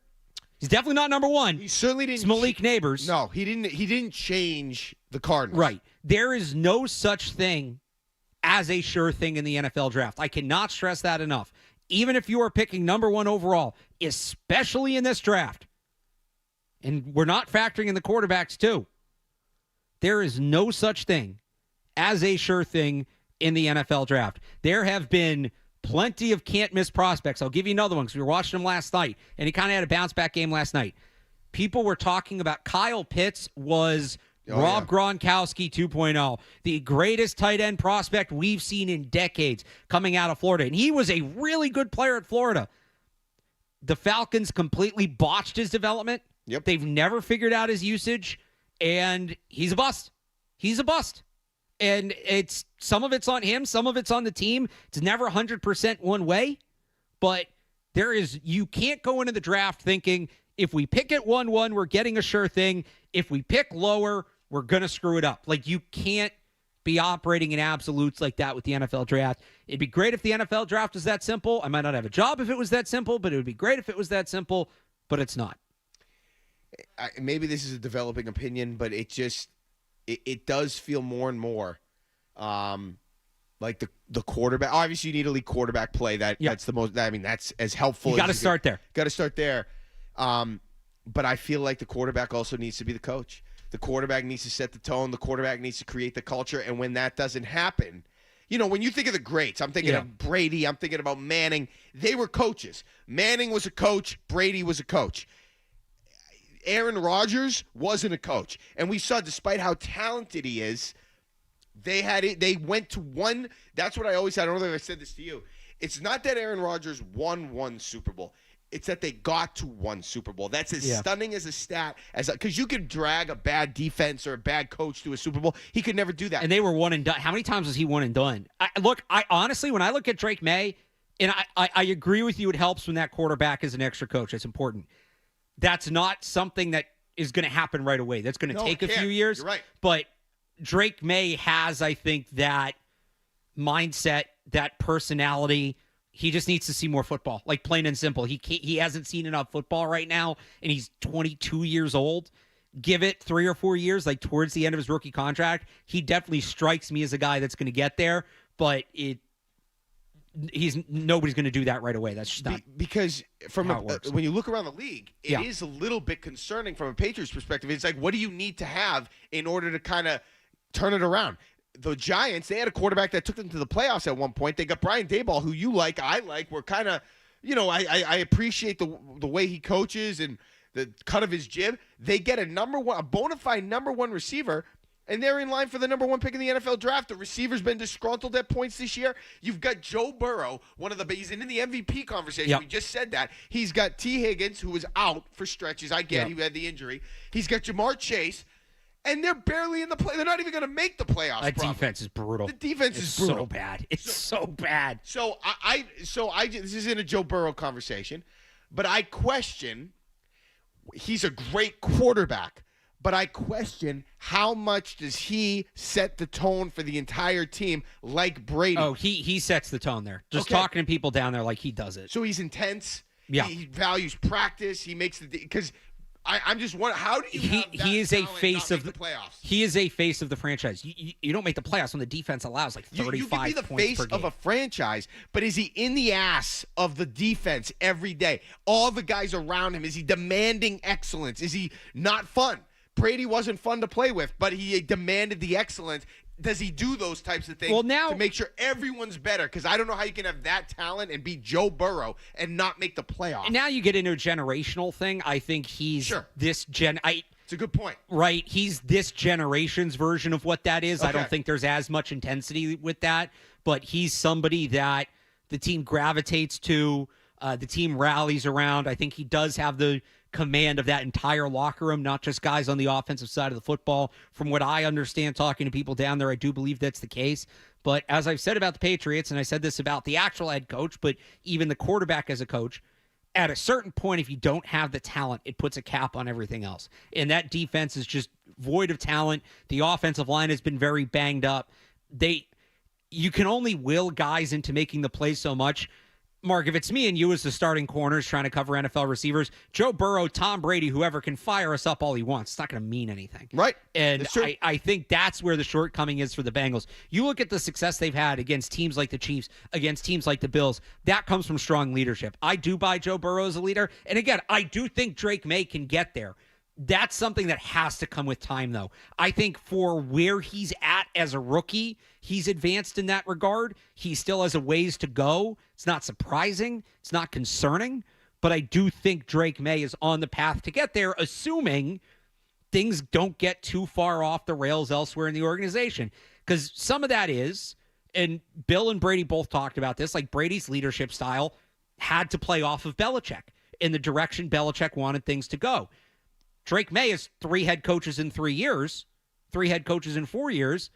It's a lot harder to kind of hone your leadership style when the tone of the locker room, the tone of the organization is changing around you left and right. That's a good point. Brady had bought in enough on Belichick where it's, all right, I'm going to listen to what the coach has to say. He became a surrogate, essentially, for Belichick. Right. If you don't feel like, even deep down, you might say all the right things, but if you deep down don't feel like the coach knows what he's doing, that's going to impact your ability to sort of lead because you don't want to do things that the coach doesn't want you to do. And I think, just real quick, to go to Burrow, I don't think Zach Taylor's a good coach. Okay. And I think that's some of the issue there. Probably is. 617-779-0985. Mark Dondero, Alex Barth here on Toucher and Hardy, 98.5 The Sports Hub. You're listening to Toucher and Hardy on the Sports Hub.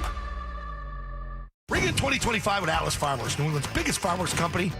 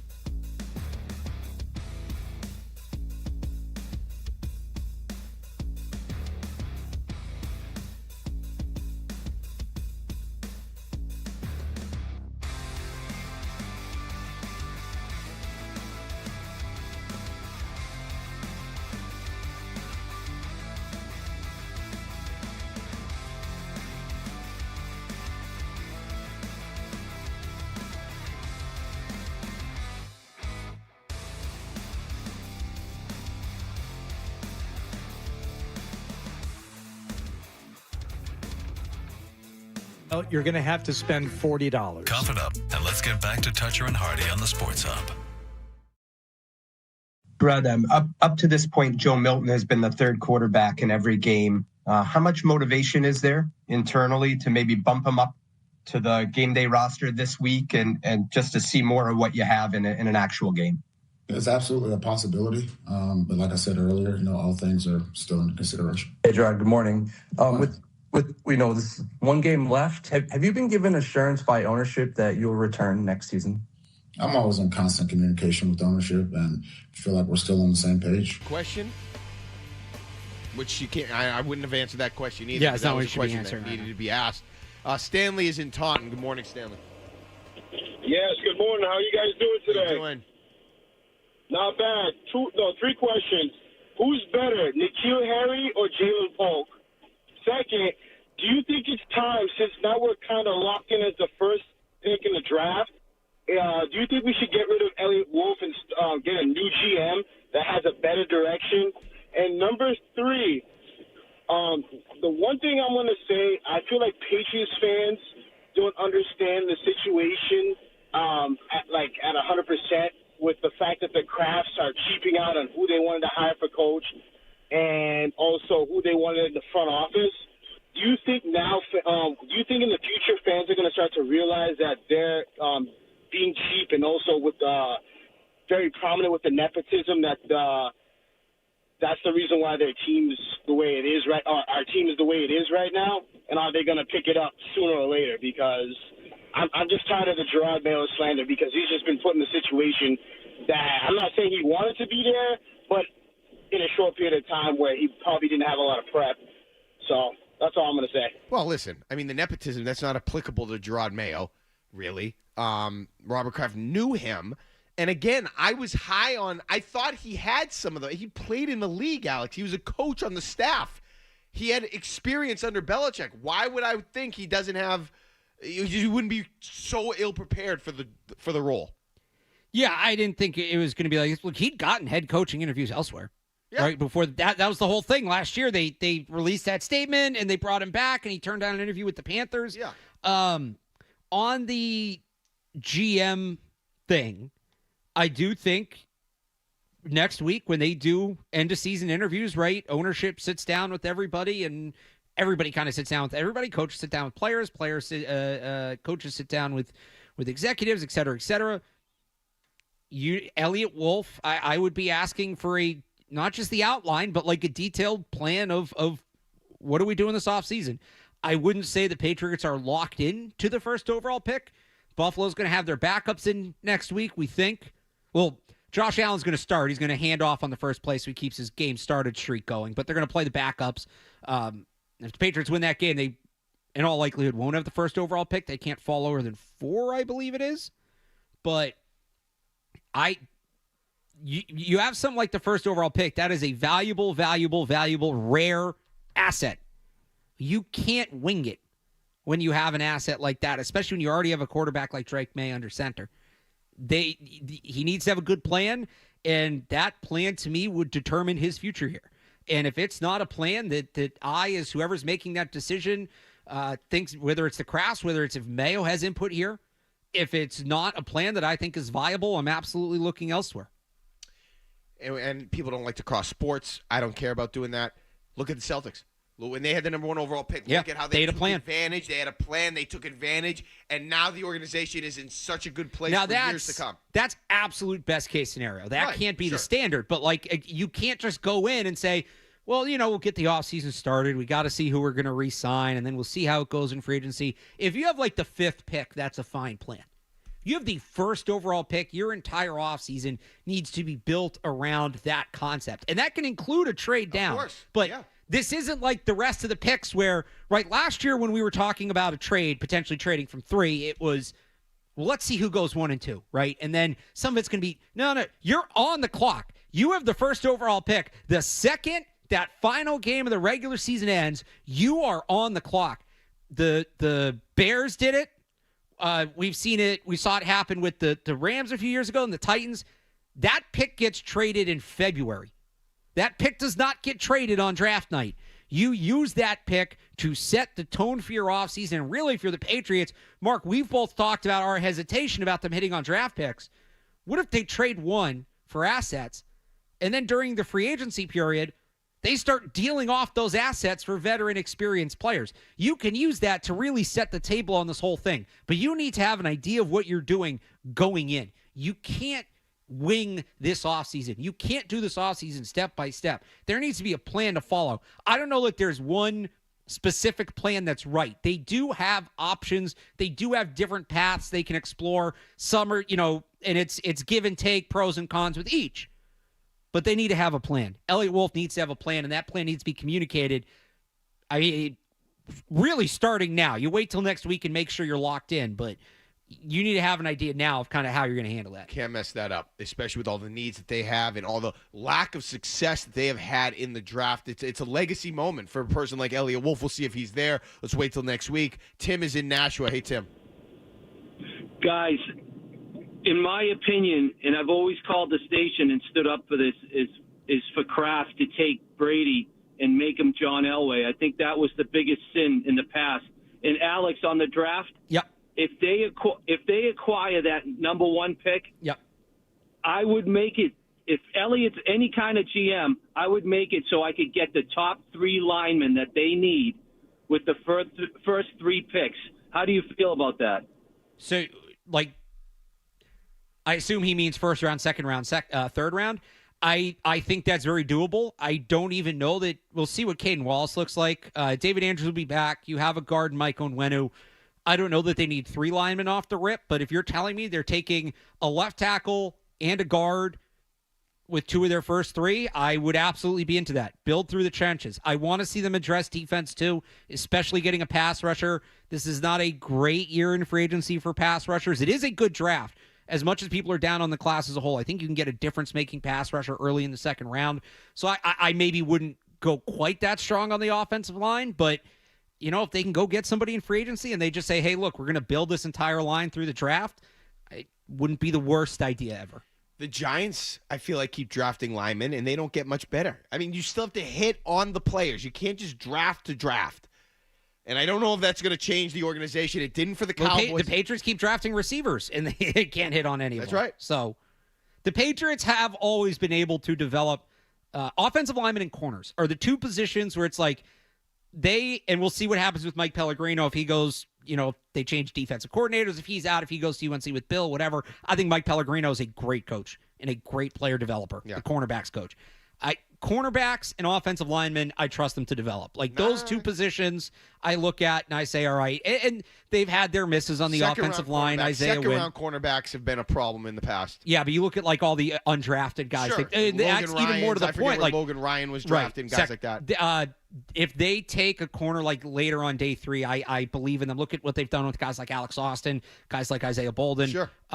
I trust them to develop there. There's certain teams, certain positions. The Steelers are really good at developing wide receivers. That's what they do. They are a wide receiver development team. The Raiders, as we're seeing right now with Brock Bowers, they've always done a pretty good job with tight ends. There's just some franchises that they have the pipeline that there's positions they develop and they don't develop. The Patriots, the 2 positions I trust them with most are offensive line. Maybe not as much as when Scar was here, but I do still trust them there. Offensive line and corner. Those are the 2 positions that I trust them to get a guy, bring him in, put him on the right path. 617-779-0985. Toucher and Hardy, Mark Dondero, Alex Barth on 98.5 The Sports Hub. Sports Hub Headlines. The Patriots are coming off a 40-7 loss to the Los Angeles Chargers on Saturday. They do head into the final week of the regular season in position to have the first overall pick in this upcoming NFL draft. They got that after the Giants beat the Colts yesterday. They do still have to lose to the Bills to lock up that pick.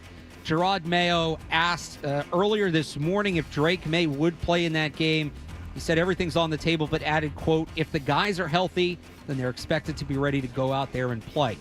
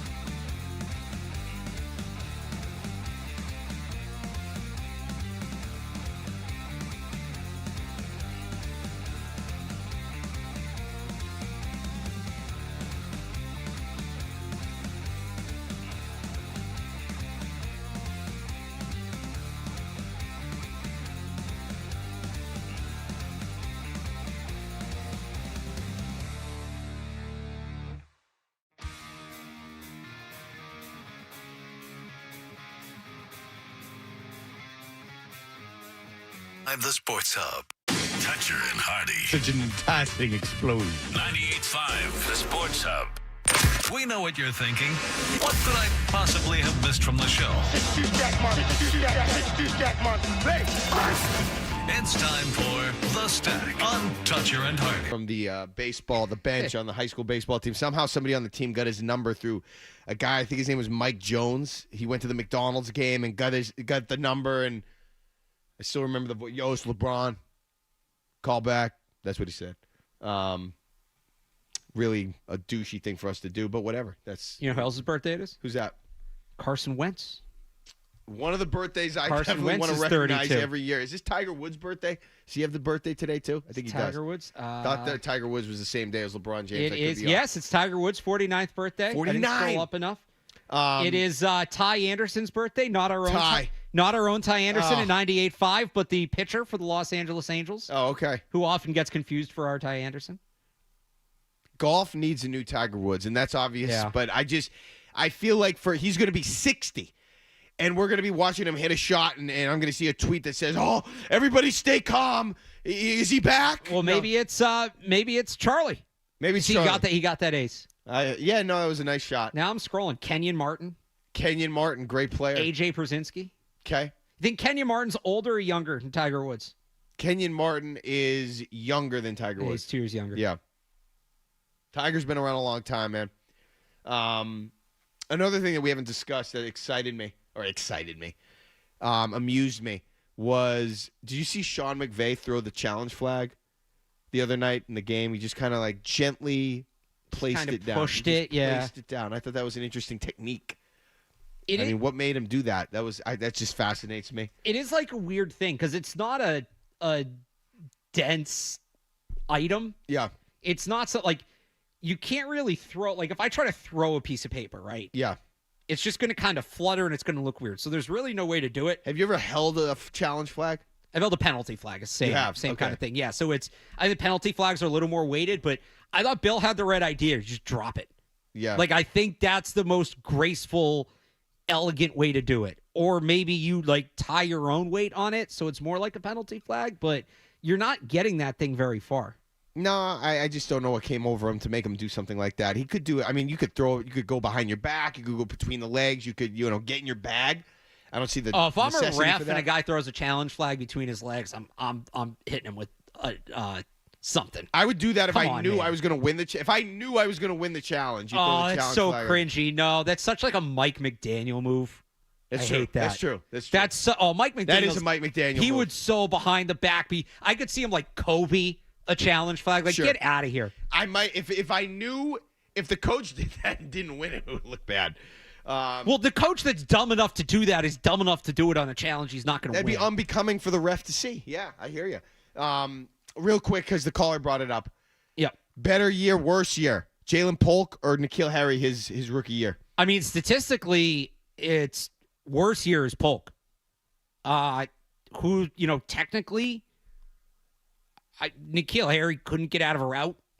No, but I think the answer is Polk. And you know why? The bigger disappointment as a pick overall is somehow Jalen Polk. N'Keal Harry, now I know it didn't amount to anything. At least he had a signature moment, I felt like. You know what I mean? Like he had that moment. Wasn't that his rookie year against the Chiefs where he was inbounds, but they called him out of bounds, but he was clearly inbounds? His signature moment where he did not score. Where he didn't score. That's what it was. That's his career. Was that in his rookie year or was that early in his second year? That was 2019, right? Had to have been 2019. Yeah, because it was Brady at was New gone England. in They were at Kansas City and Brady was gone. So yeah, 2019. Brady, 1 catch for 12 yards, famously no touchdowns. And it was a great play. I mean, it was a legitimately great. You know how many offensive snaps he played in that game? No. 2. And he made a great play. And the ref robbed him. That ref was that Jerome Boger. He was terrible. That ref sucked. What does Polk have this year? 8 catches for 72 yards? I thought he had 12 catches.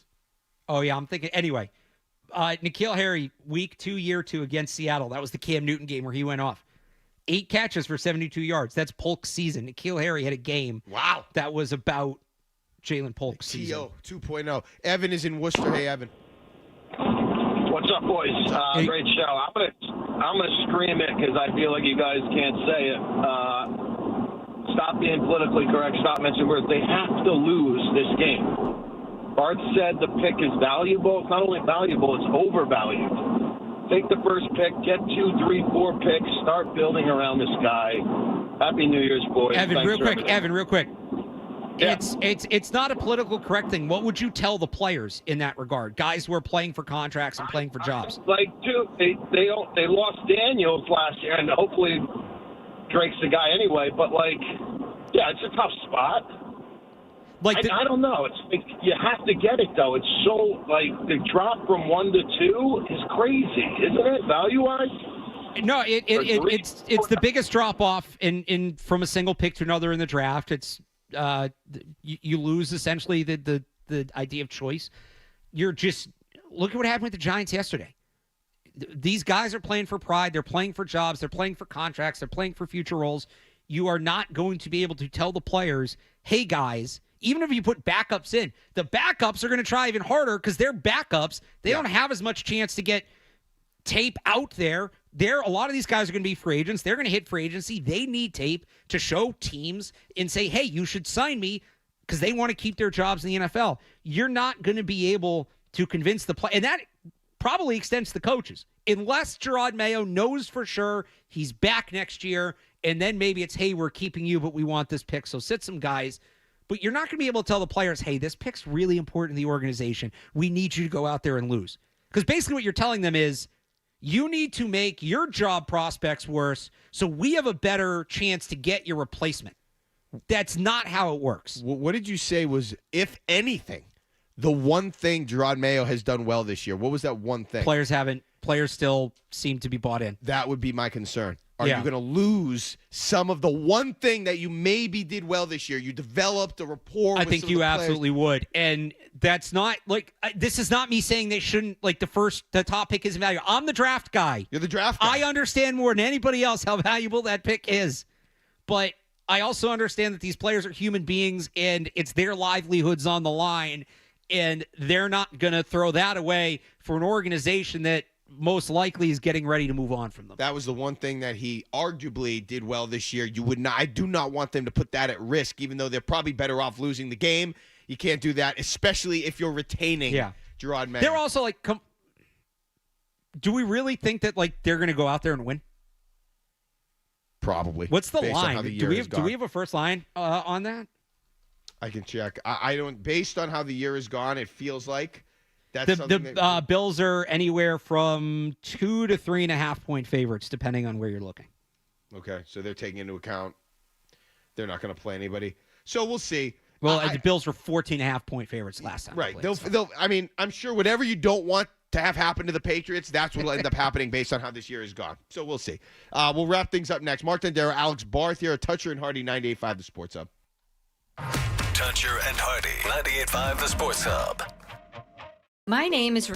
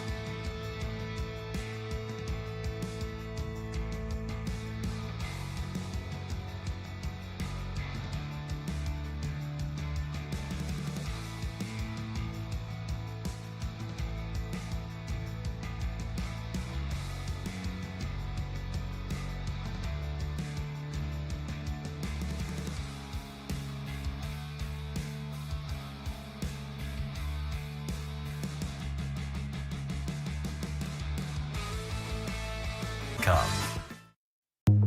Fred describes himself in 7 words. A guy in tights and a cape. And Hardy with blunt honesty. I am not known as Mr. Fun. Toucher and Hardy continues on the Sports Hub.